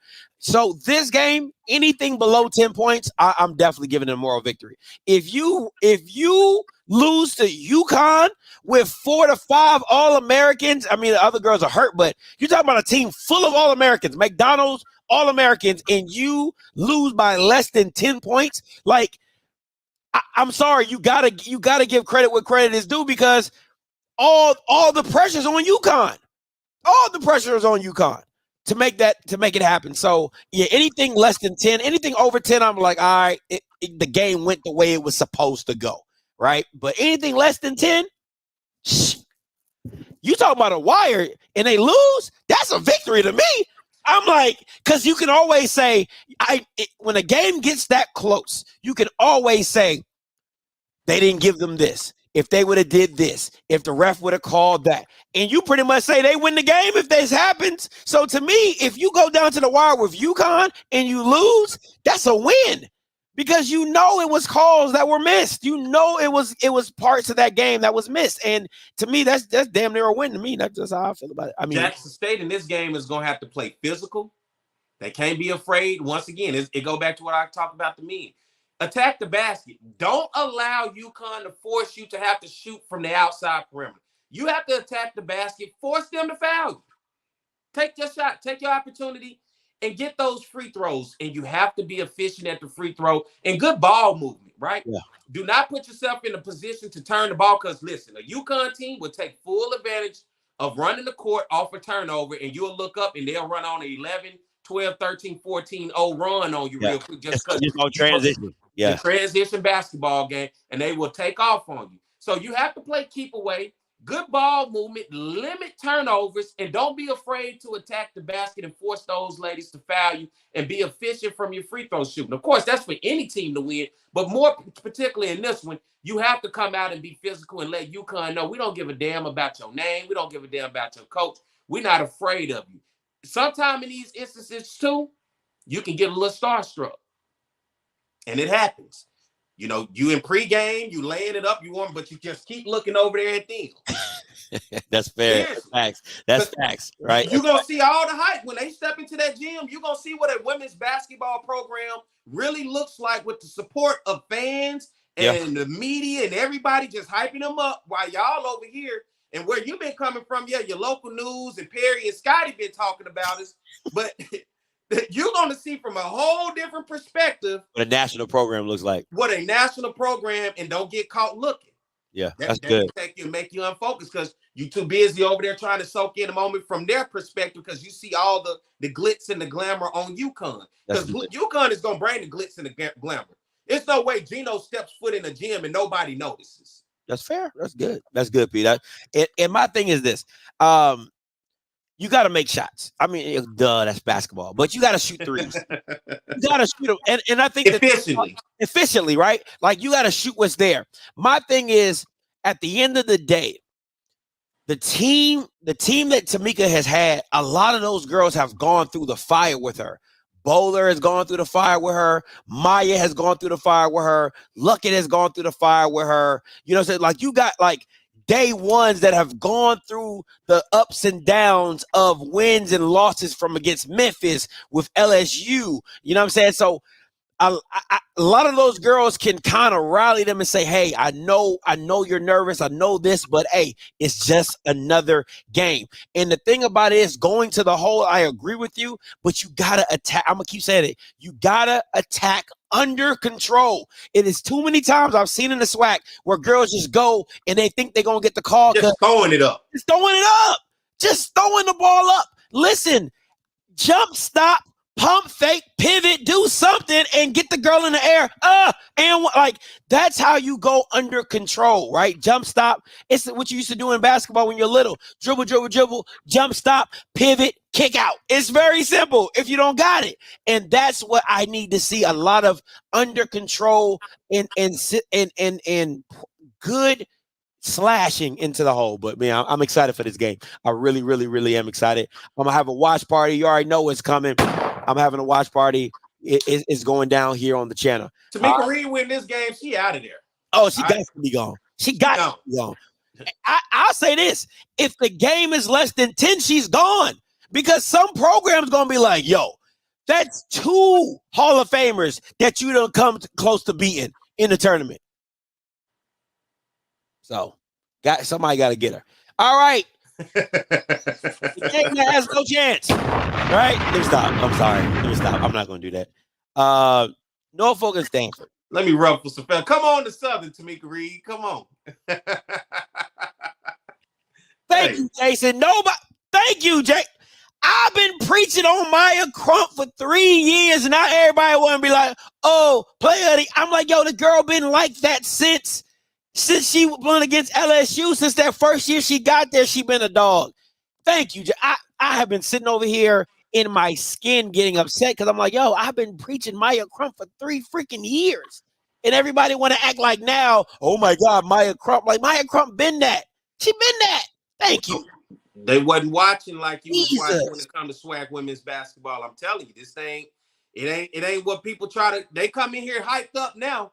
But as the regular season things go, people not really paying attention like they need to in order to truly understand.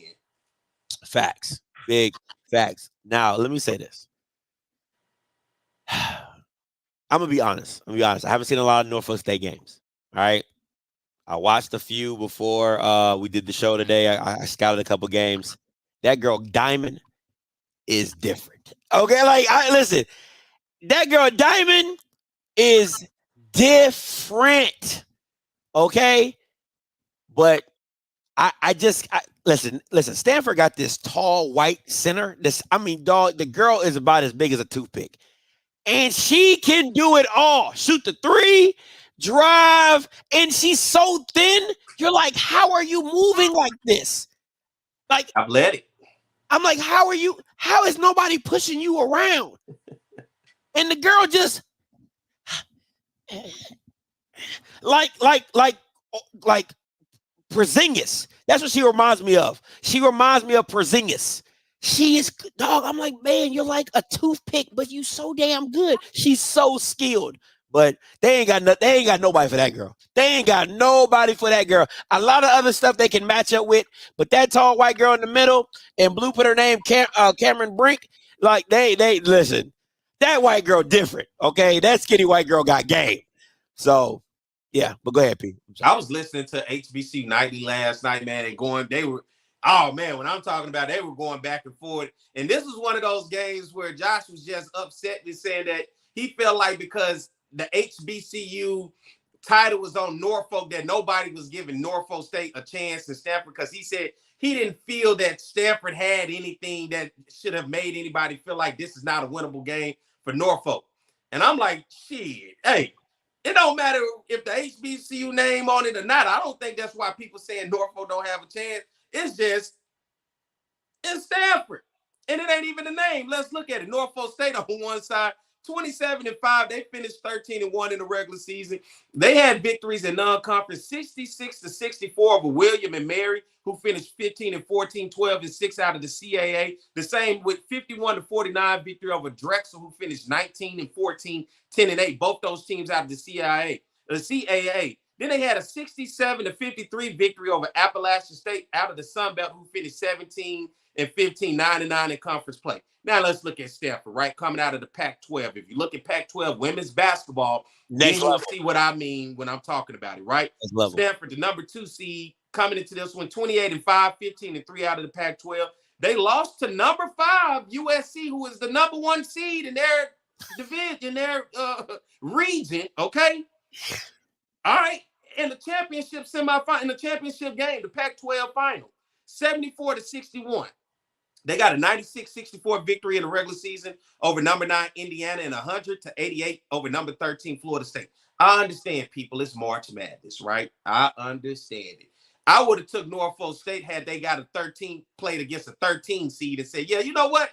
That 15-13 seemed to be that matchup. 13-12, 2 10 seeds. I just don't think they got a chance in hell versus Stanford. Not a chance in hell. Listen, you can't name a girl in the MEAC that can do what Cameron Brink can do. Like, she can literally bring you out to the 3-point line, shoot that joker in your face. She can take you, she can get it at the free throw line, shoot it in your face, or she can dribble past you and she can post you up. She can literally let you talk. I'm telling you, the girl is the size of a celery stick. Okay? The girl is skinny. She can post you up. Ha ha ha. 2 steps and literally go around you and up, and what, she's so long and lanky. It's not even funny how talented this girl is. Like I said, the rest of those white girls around her, they're just shooters. They gonna spot up the point guard with the big ponytail. She pretty nice with the ball handling, but the rest of them white girls, they spotting up and they shooting. And that girl Cameron is on a freaking different level, bro. I watched 2 games of that girl.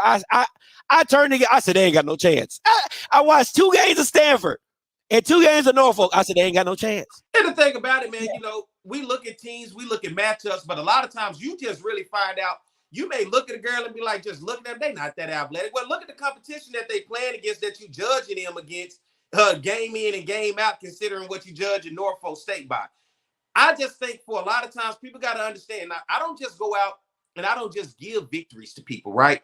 But you really, when you get on the court, you sometimes really look at it and find out how different the athleticism is between 2 teams and 2 programs when you look at the student athletes. And there's a world of a difference a lot of times when you look at the athletic ability of one team compared to the other, and the success that one team has probably been able to have because of the lack of athletic ability to be able to match them consistently night in and night out that you may have in the MEAC, compared to Stanford is dealing with athletic ability night in, night out, nonstop across Pac-12 women basketball. That does not automatically open the door to give them. But if, like I said, if this Norfolk State team was not taking on maybe a Stanford team who lost to a number 1 seed team out of their region in USC, and it was, let's say Norfolk was a 10 seed taking on another 10 seed, like that little 10 seed play-in game, or it was an 8-9 or one of those, I would then say, yeah, but come on, man, they put the 2 versus the 15 for a reason. Dog. And traditionally, you don't see a lot of success coming out of this one. Dog. Listen, bro. I can't speak enough highly about that celery stick. Like that girl, that's a cold celery stick, boy. I'm trying to tell you. She right. And the thing that kept throwing me off, because I watched her against the USC game. The thing that kept on, and USC got some bangers. Okay, they got girls that played. They got a girl who plays a 4 position. She came from Harvard, went to USC. She's a banger. She's like a slasher banger. And you can't bully the celery stick. That's my issue. Like, even if you're bigger than her, you can't bully her. She's just that good. Is she celery with ranch? She got that sauce? Dog, she got peanut butter and ranch. However you want to, whatever you want to dip it in. She got it. Okay, Hidden Valley. Okay, it's. Dog, the girl is crazy good. She's just crazy talented, man. I can't explain it. It's not like a Juju where Juju just, that girl just got it all. She just got her bag, okay? Just step back. She got it all. That's not Cameron. Cameron's like, She reminds me of like a skinny Jokic.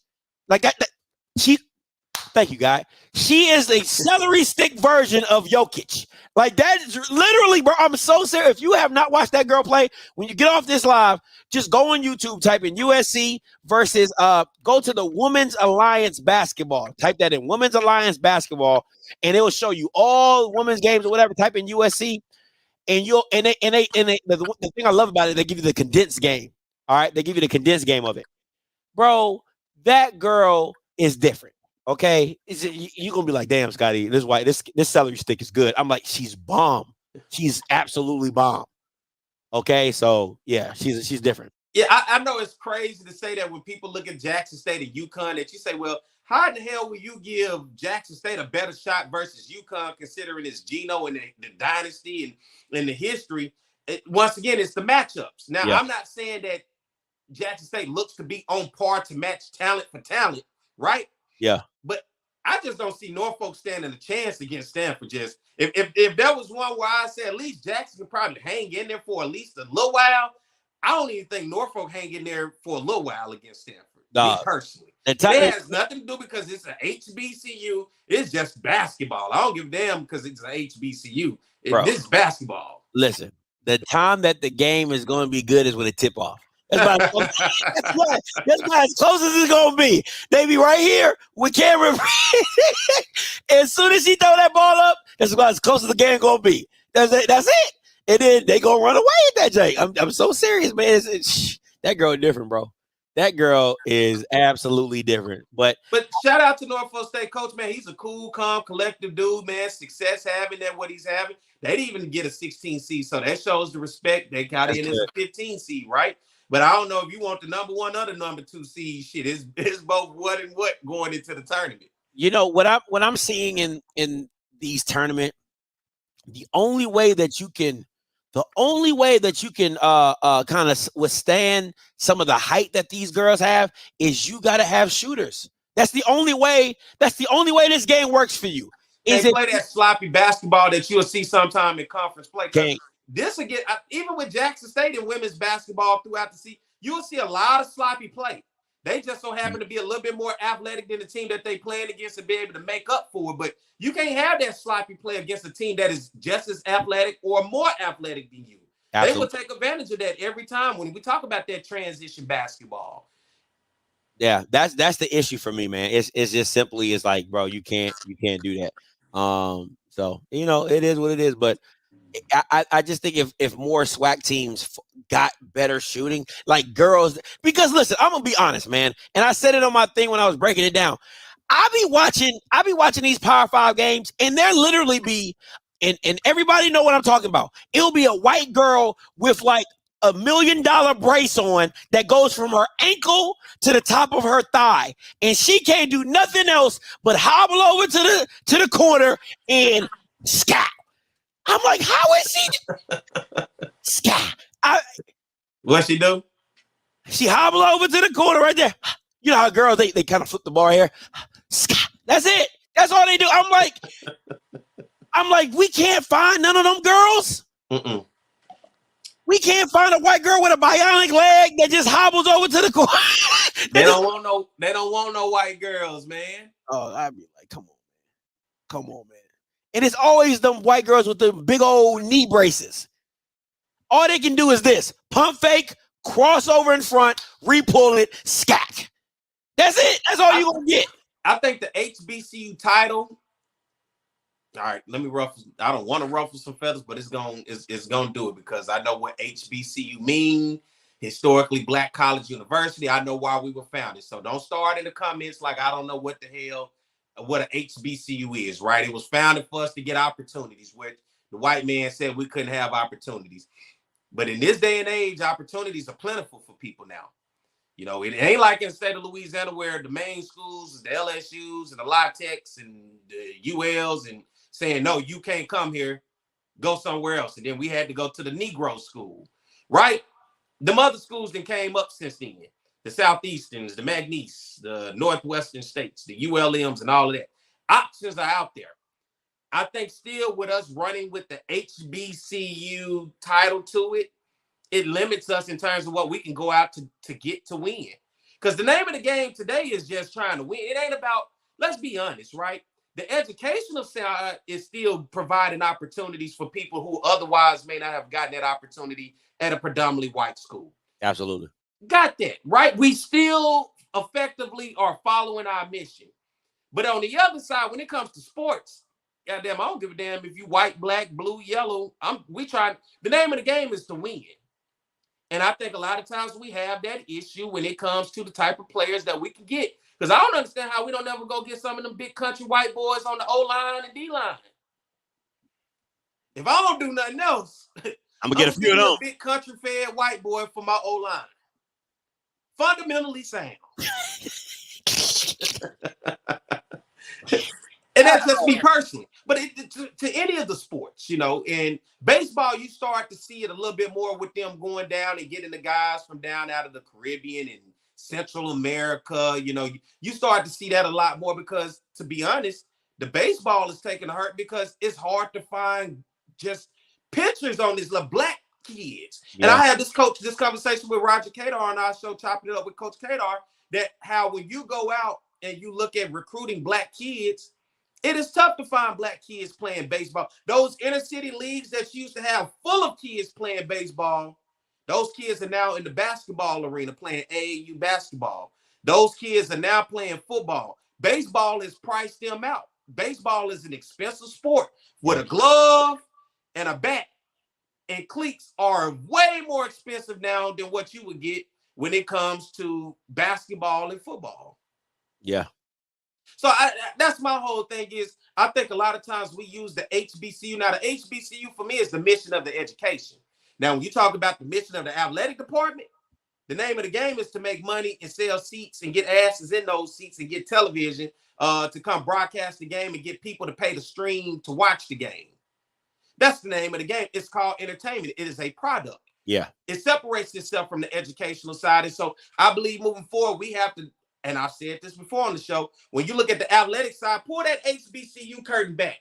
We still know what the school is there for, but when it comes to the athletic side, pull that HBCU curtain back a little bit and don't limit yourself to the potential that you could possibly get. And if it does, I mean, give a white person, a Hispanic person, or whoever other person outside the color of black and brown an opportunity, well, guess what? You're trying to win games at the end of the day because the white folks doing the same thing at the PWIs using black folks to make money off of us. Facts. Big facts. And they still PWI at the end of the day. Big facts. Big facts. All right, last one. Grambling. I didn't even know North Carolina A&T was in the NIT, but they are as well. UNC Greensboro at North Carolina A&T. And Grambling at Oral Roberts.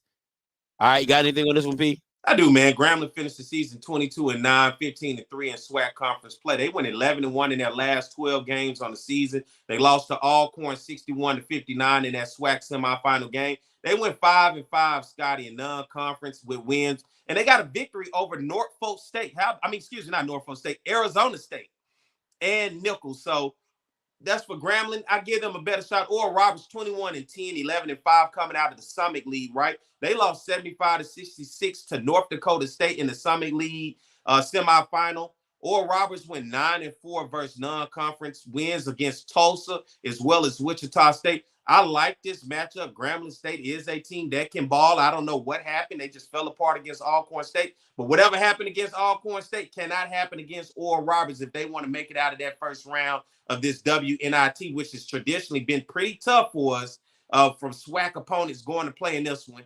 But Grambling has to come out and shoot lights out. This game is not too far-fetched. When we talked about matchups, this is not like that Stanford versus Norfolk State. This is a winnable game for Grambling. It is a matchup that they will want. Grambling just has to come out and be efficient in this ball game. Yeah. Hey, listen, I'm excited for it. I'm glad to see them get back on the court for what the coach has done for Grambling and really taking that program to another level. First time head coach. Have to give credit where credit is due. Have to give credit to Travion Scott. You know what I'm saying? I'm not the biggest fan, but he got this hire right. She's doing a hell of a job as a basketball coach. And like I said, I give you kudos when you deserve it. Now, so absolutely great hire by him. And just want to see what they're going to do at Oral Roberts and see if they can pull out the victory. It's gonna be interesting with this matchup. This is out of all of those matchups. This is when you're talking about even matchup. This is an opportunity for Grambling. I mean, they're both evenly matched. If you ask. Oh, I'm taking that. I don't give a damn. I'm taking those points. I'm making my bet tonight. I am taking them points. I don't even bet like that. They're not. It's no way. It's no way JSU gets ran out by 30. 30? 20 maybe. 30? Hell no. Hell no. What are the people saying? What the people don't know about Jackson State, right? They're not Perry and Scotty. They're not HBCU United. They're not HBCU Sports Game. They're none of those other shows that talk about black college sports. So once again, we're in our bubble. The rest of the world don't understand that bubble. They don't give a damn about what Jackson State did for the past 5 years. They don't even know who a Tamika Reed is. It take a Don Staley to have to get out there and tell you who a Tamika Reed is and who we talk about. So I can see why that idea is in the mindset of people that's on the outside betting on this, because they like, I don't give a damn who it is. Going up against Geno and UConn, and you got to play this up in Connecticut. That's just simply how the outside world look at it. This is a prime example of us in our bubble compared to the outside world. That's fair. That's fair. Now, listen, I'm not saying the game can't get out of hand, but you know how many points you got to... Listen, Jackson State will literally have to implode. Like, they can't do nothing right. Like, I mean, you just stealing the ball, all type of crazy. It could happen. And now you're right, it can. You know one thing about him, it ain't just the athletes he have. He can draw up some shit on you. Oh yeah, no. And he's ran so many different systems. Like, and when he goes out and he see exactly what Jackson State is capable of, he's gonna look at what they're good at and what they can't. He gonna look at girls ball. Like, the detail to the game is just watching. Maybe she can't go to her left. Yeah. Maybe she can't go to the, like, he's gonna watch all of that and start making those adjustments little by little. That's the difference when you start talking about coaching. It ain't just drawing up, it's paying attention to the awareness of the game and then being able to take advantage of what that team can't do. That's what he's a master of. I'll tell you this, though. The thing that, and this might be late for Jackson State, but the offense that they normally run, they're going to have to speed it up. They're going to have a lot more motion in their offense. They cannot dribble the air out of the ball. That if you do that, you just make it easy for UConn to do whatever they want to do, because they're such a high ball pressure team. If you don't move and set back screens and flares and flex, and Jackson State doesn't do that. They're not. They might run a set, but they don't have a continual. They don't have a continual offense, right? To where the ball just flows. Like it's like what you call is like it keys up. Like one thing leads to another. It's an activation of something else. So once I pass the ball to the right, I go set the down screen and you come up. If you don't get the ball back, I go across and I set the back screen and then I come up for. It's not a continual motion of offense. It's usually just a set. Like they'll do an Iverson cut, they'll run horns, they'll do an Iverson cut, and then they'll work it that way. They'll run horns and they'll throw it into the big and then do it. It's not like that UConn offense. That UConn offense is a flowing motion of back cuts, back screens, back flares, all type of crap. So it's wild. Listen, y'all want to make some money this week? Get on whatever app that I don't know if y'all can do online betting in all y'all states, but we can. I'm trying to figure it out. Put your money on all the HBCUs to win. Let's see what you come up with. Odds got to be crazy. The odds got to be crazy. So whether you do the spread or the money line, the over under, I don't give a damn. Put it on the HBCUs and let's just see how much all of our HBCUs come through for us to make us rich this week. I'm trying to see. Let me see. College, all sports. They got online gambling up there in Ohio? Yeah. I'm trying to see the women's basketball, but I don't. Oh, here we go. Women's sports. Let me see. UT Martin, Drexel, Texas, Rice, LSU, Norfolk, and Stanford. I'll take the over on anything over there. What is the point? What do they have? 35. I'm saying like they have what? Stanford like minus what? 10,000? Minus 35, minus 114. I don't know what that means. Okay. So I'm clicking on it right now. So yeah, it's like minus 114. But So Jackson State of Connecticut, you had 34.5, and the total points is 135.5. So that's what. Let me screenshot this real quick because somebody got. I don't really. What bet. you using? What app you I'm on? on FanDuel Sportsbook. Oh yeah. Screenshot that. I can tell you that's me right there all day every day. I can tell you how that FanDuel works. All right, I just screenshotted it. Let me see. They stay trying to send me some stuff, trying to get me back in the dough. Let's see if we can get rich this weekend. We gonna bet it all on the black folks, on the HBCUs this week. How about that? Oh man, let me see here. All right, present, stop screen, present, share screen, and window. Here you go. It's coming up right now. All right, I'm about to drop the banner. There you go. Okay, so that is the. So what Dave said is you got to bet $114 to make $100. It'll probably go up closer towards the game too. The best time to make bets, especially with teams, is that morning of the game. So what's the money line? It says no money line for this game. The money line is basically who's gonna win. Oh yeah. So you got the spread to the left and you got the over under to the right. The spread at -34 is saying UConn is going to win this game basically by 35 points or more. And it's saying the plus 34.5 is saying Jackson State is going to lose this game by 35 points or more. The over-under is both teams combined, of course, to score over-under whatever their total point is. Yeah, I'm not taking that. I'm going to take that -34.5.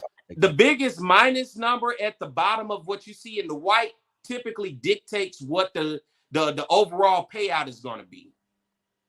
So right now it's pretty easy. It says -114. Yeah, once that game get closer to Saturday, that's going to tremendously change. That's going to change big time. Okay. Because that's what's going to separate the spread in terms of the payout. So essentially, if it comes closer, if the game gets closer and the points go lower, doesn't my bet get higher? Because I took the bet at 34. Now, whatever you take the bet at is what you locked in. That's what you locked in. That's why I say things can change as you get closer to the game day. But if this is dictated not by analysts, this is dictated by the swing of who's betting.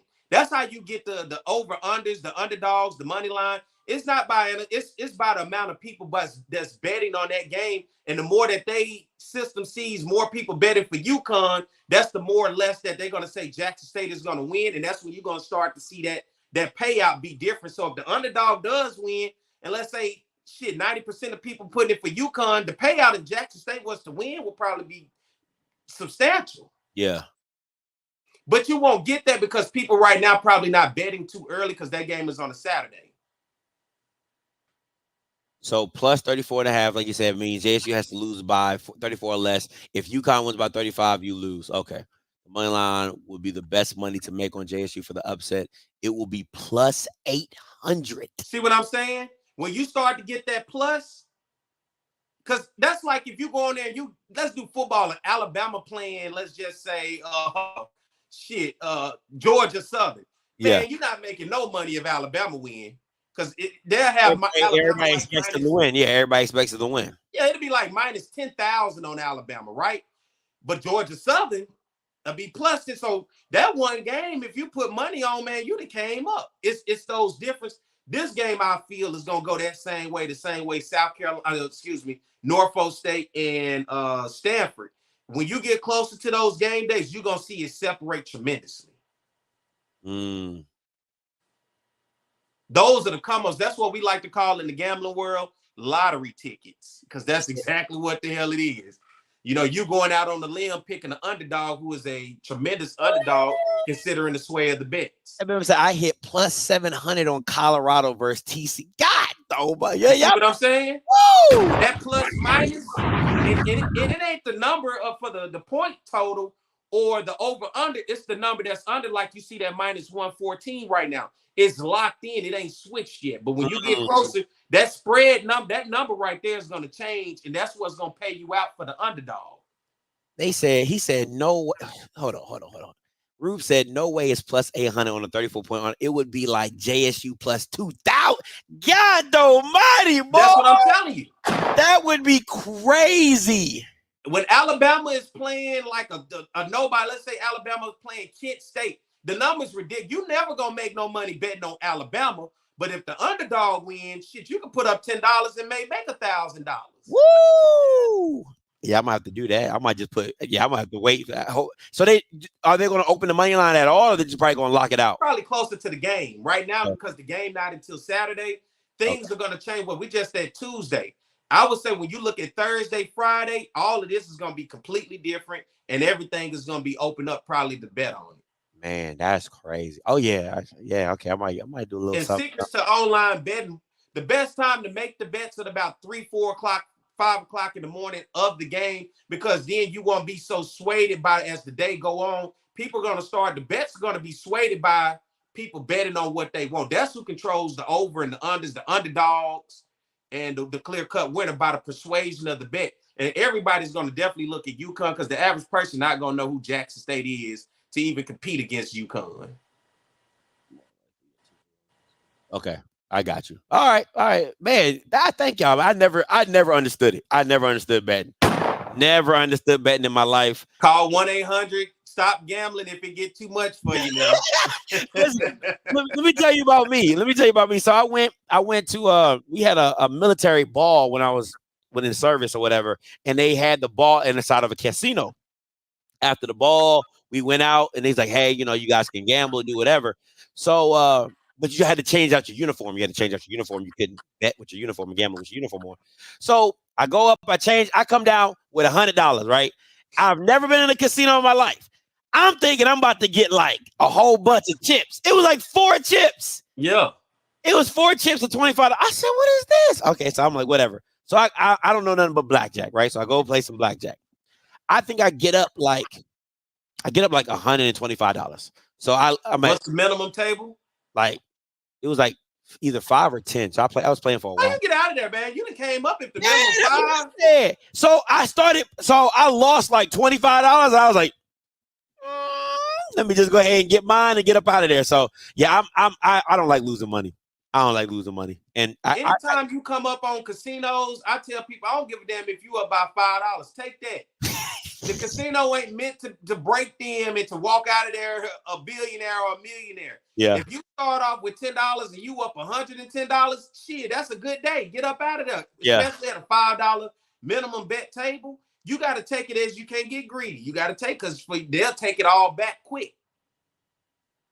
Real quick. And I don't have the funny thing is I don't get the rush of gambling. Like it's not the wager for me. It's winning the money. And then I really physically get sick when I start losing. Like when I started losing, I lost like 3 times in a row. Like my stomach was hurting. I was like, I don't know how people do this. You start thinking about all the shit in the world you could have spent that $5 on. Come on. Man, I could have got a burger. Damn, I could have went and got some fries. Like And the worst is when you lose out and then you looking at that ATM because I done been there. I'm looking at that ATM like, man, if I get $20 more, I know I can come up. I can win my money back. I can win my money back if I go get that $20 more out of there. And guess what? I done walked over there and got that 20 more and lost that too. You can get my ass up out of here. Dog, I can't do it, man. I can't do it. Oh man, the most I can bet is like on like something like I either have direct control in or something that I feel like it's a good investment. Like, so if somebody says a team is going to win or lose that I've watched and I can see, I'm like, I take that bet or whatever. But yeah, man. And roulette, I like roulette, but with roulette, that's a quick come up because you can do even and odds or you can do red and black. Red or black. Yeah. But if you playing the numbers, that's when you get paid out because the odds if you hit that particular number crazy. You come up, but shit, you damn near got to play the whole board just to try to make that come up real quick, man. You got to spread and show the love across the board. Yeah, it's crazy, man. But a lot of times what I would do before we get out of here, if I hit big on, and I'm saying big, shit, I'm talking $100, $200, $300 maybe on blackjack. What I would do is, let's say if I went in there with $20, because I ain't no big ball. I ain't trying to go in there and stun on nobody in no damn casino. If I go in there with $20 and let's say I came up 220, I'll put 100 of that in my pocket because I didn't already came up off the 20. Then I'll go to the roulette table and bet whatever the rest that I got on even and odd or black or red. That way I can double that right then. Then if I lose that, I still walk still walk out up. But then if not, I done hit and doubled it up again off a 50-50 chance. Because it's flipping a coin for black and red and even and odd. Yeah. That's all you're doing. Yeah. So. Always bet on black. And don't watch that board thinking, oh, the odds of it this time, man, that motherfucker gonna fall on whatever it want to fall on. It ain't gonna fall on it just because you saw it hit 4 blacks in a row, and now it's gonna probably hit red. It don't work like that. Just go with your gut, man. Them 4 blacks in a row don't mean red up next. It hit black 8 times in a row on your ass. Like a roulette. It's priming it. It's priming ready for that red, man. We priming it for that red. It's got to be red. It hit black 7 times in a row. Got to be on red. Yeah. That's how I get you. That's how I get you. Oh man, boy, he's stupid. Oh man, P. Teach folks how to gamble. Hey, listen. Do it at your own expense. All right. Hey, if you have a problem, 1-800-STOP-GAMBLING. Bruno Mars. Anyway, all right. Listen, man, we appreciate y'all. Perry, where they can catch you at? Catch me all over social media, man. On the Yard Network. Please follow me on Facebook, Instagram, Twitter, as well as YouTube. That's On the Yard Network. You can also follow me on YouTube and Facebook with the Jaguar Journal. That's my show I do every Saturday on Talk 107.3 FM here in Baton Rouge. You can hear it in Alexandria all the way down to New Orleans on radio. We do that Saturday mornings from 7 a.m. to 9 a.m. I've just got a guest host who's going to be joining me now moving forward, Brandy B. Harris. She's actually on the morning news on WBRZ here in Baton Rouge. So she's who everybody wakes up with. So now she's going to be my new co-guest host on the show for now until we figure out some things. So you can follow me on the Jaguar Journal and then chopping it up with Coach Roger Kadar. He and I do a podcast as well, talking about history of the SWAC, baseball, and whatever else. He's just a guy to listen to in terms of knowledge. You can follow us on YouTube for that. So that's chopping it up with Coach Roger Kadar. That's the Jaguar Journal, and that's On the Yard Sports. And as well as you can find me right here with Scotty. I don't know if we're going back to Mondays or we're going to keep Tuesday, but right here with Outspoken. Yeah. After March Madness, man, we hitting it back on Mondays, man. We back on Mondays. We getting it locked in back on Mondays after the whole March Madness and everything like that. Oh, yeah. And Human Jukebox Media. I do my boy Garrett Edgerson. Me and him, I do Human Jukebox Media too. So if you like the band stuff, if you like Southern or whatever else, I dabble in that too. So you can follow Human Jukebox Media on all social platforms and YouTube also. Let me tell y'all about what's going on with this Mr. Campbell and Mike show, right? First of all, we're trying to come up with a name. And of course, they coming up with these boring names like No Filter. Like, I'm like, what is that?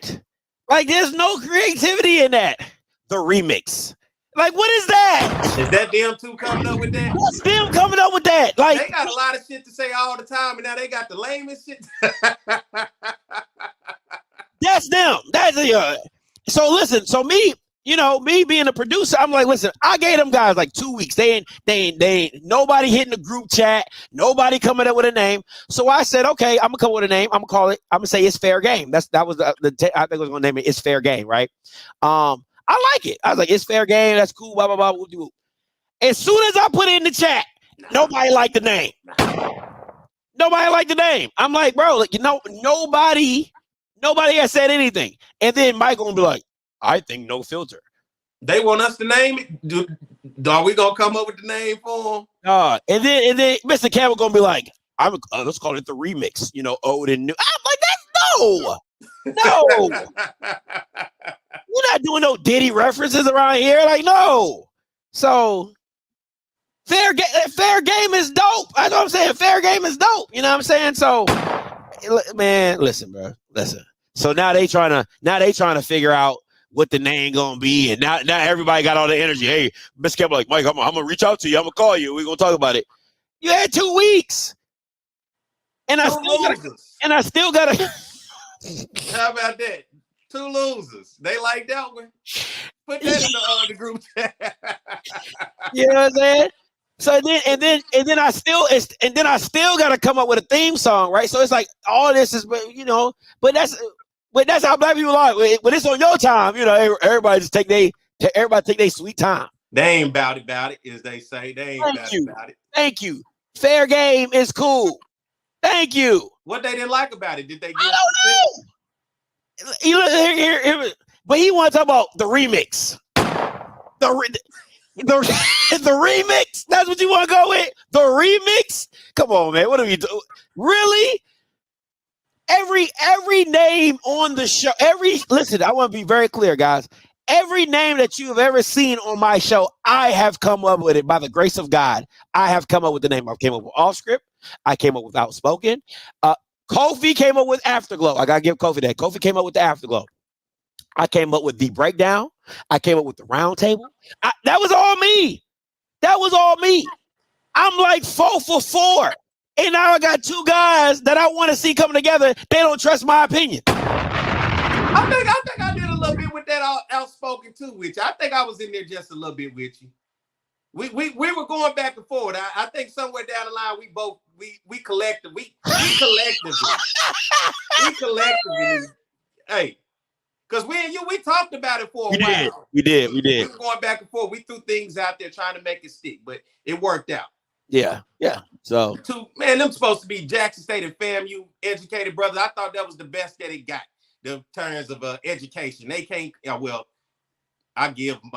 We got to stop giving that Jackson State. That's Mississippi Valley. Yeah, he just refused to allow us to know that. Now listen, somebody gave me this name, and I thought it was perfect. It's called, and I know y'all gonna love it. Because I loved it. The dude gave it to me. It's called Sipping on Game, right? Sipping on Game. Because they both from Mississippi. I was like, yo, that's smooth. I was like, yo, I love it, right? I pitched it to them. We'll talk about it. Like, bro, like y'all ain't coming up with nothing sipping. And it's the way you spell it, Sipping on Game. I was like, oh, that's fire, right? No, not like Ren and Stimpy, Cat Dog. Yeah. So I don't know, man. What the hell what they gonna be talking about? I think that's what matters with the show, the content. Yeah. The content of where you going, that kind of give you the direction. Because Outspoken, we just gonna say any damn thing on here, right? Like they don't like me saying nigga, there we go. There you go. All right, because I'm outspoken. This exactly how I saw it. Sipping on Game, right? Like I was like, oh, that's fire, right? But it is what it is. Like I said. Somebody said that foolishness. Call it foolishness then. Hell. That foolishness. It can be foolishness. So I don't know, man. But it is what it is. So this is the creative. This is what the behind the scenes stuff that y'all don't understand. You know what I'm saying? This is all the creative stuff that goes down in the background. So I just try to give you a listen. So we Uncle Nephew or some shit. I don't know. Look. I just didn't want to go with the traditional type stuff. You know what I'm saying? Because to me, Uncle Nephew sound like a TV sitcom. They are a TV sitcom together. Do you know what that's going to be like? Listening to them yelling at each other? That Unc going to always keep trying to put it. Look, young fella, you don't understand, young fella. See, back in my time, young fella, we had to walk 48 miles to school. No shoes, young fella. And then you going to have Mike like, I don't care about none of that. I don't give a damn about none of that. Oh, that's what you gonna get with them too. Somebody said Paw in the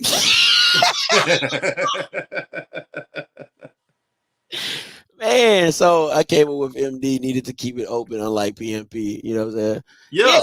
Old UMP sitcom. All that type of stuff, man. So it just make sense. Yeah. He been pushing that for like the past 2 years. Make it make sense. Yeah. That might be it. Yeah. The PV people, they pretty smart. Listen, I want to be very clear, guys. This is not a FAMU and Jackson State show. I want to be it was kind of like the vision that I had for the show was like a pardon the interruption type of style, right? Like it's not a FAMU and Jackson State show. Like it's not central focused on them. They, of course, they're bringing them to the show, but that's not what it is. So it's essentially Outspoken, but with a Perry. I'm sorry, with a Mr. Campbell and Mike Reed spin to it. You get what I'm saying? Sports. It's culture. It's sports and culture. You know what I'm saying? So it's kind of the same situation. It's just a different. It's just a different outlook, a different viewpoint of it. You know what I'm saying? So that's how it is for me. So yeah, something like they that. Ain't serious because they would have been got that together and got that thing. Thank you. That's what I'm thinking, Perry. That's exactly how I'm thinking. When me and you decided to, hey, we didn't waste no time, dog. And we got another name for another show. Been doing this. Look. You know what I'm saying? So I randomly hit you up and then we'll talk. Then we'll just be like, well, I don't know. Then shit, I do something. Then for we keep going back and forth. Yeah. So yeah, they ain't trying to do this, man. They would have. This is the perfect time right now. Ain't nothing going on. Basketball. This is the perfect time to jump on board and build your audience up for football. See? You know what I'm saying? So make it make sense isn't too bad. Yeah. I got it. Sense. Look, I like make it make sense. Yeah, make it make sense. That's make it make sense. Campbell Resources. You know what? That's a great segment, though. That would be a great segment. Like you can have like a Campbell and Reed law firm segment. That's actually like is it Campbell and Reed approved? You know what I'm saying? Like I'm gonna write that down. That's actually pretty good. Yeah, I like that. You know, Mr. Campbell ain't gonna like that because he got to have that. What's the report? Oh, the crime report. Oh, he got to snitch on somebody. He come in and snitch. And listen, let me tell you what they was doing over there. All right, let me tell you what they was doing over there. Oh man. Here we go. All right, man. But I just wanted to throw y'all out there what was going on. Hey, nobody signed no NDA. And nobody signed no NDA with me. You know what I'm saying? So y'all should have listen, y'all, it's off script. Y'all know how I get down. Like, shoot, y'all need to come to if y'all want to work, come to work. You know what I'm saying? If not, listen, I'll find. They like Black Tony on Ricky Smiley. Black Tony, why you in that work today? Hey, cuz. Hey, let me tell you, Shawty. My grandma passed away that morning, Shawty. What happened to her? She got kicked in the head by a deer. Like what, Black Tony? Yeah, Shawty. That's them, but they be all in the comments. Say, come on, Mr. Campbell. You a smart man. Brilliant. Come on now. Listen, I'll find two other people that want to do a show and we'll make it happen. They'd be like, oh yeah, Scotty, man, yeah. I'll come up with a name, you know, da. They would have been happy with fair game. They oh yeah, I like that. You know what I'm saying? I like that, Scotty. So they want you to do all the work. I always do all the work. Come on, Mike. Where you at, Mike? So he probably working or he probably sleep because you know he DJ at night. So yeah, he a man of the night. Yeah. So yeah. So it is what it is, man. But hey, appreciate you as always, P. Appreciate everybody for tuning in. You already know what it is, Outspoken. We ain't got no problems, no names over here. All right. March Madness, baby. Hey, make sure y'all locked in and tuned in. Listen, until next time, you know what I'm gonna do. I'ma holla. God bless.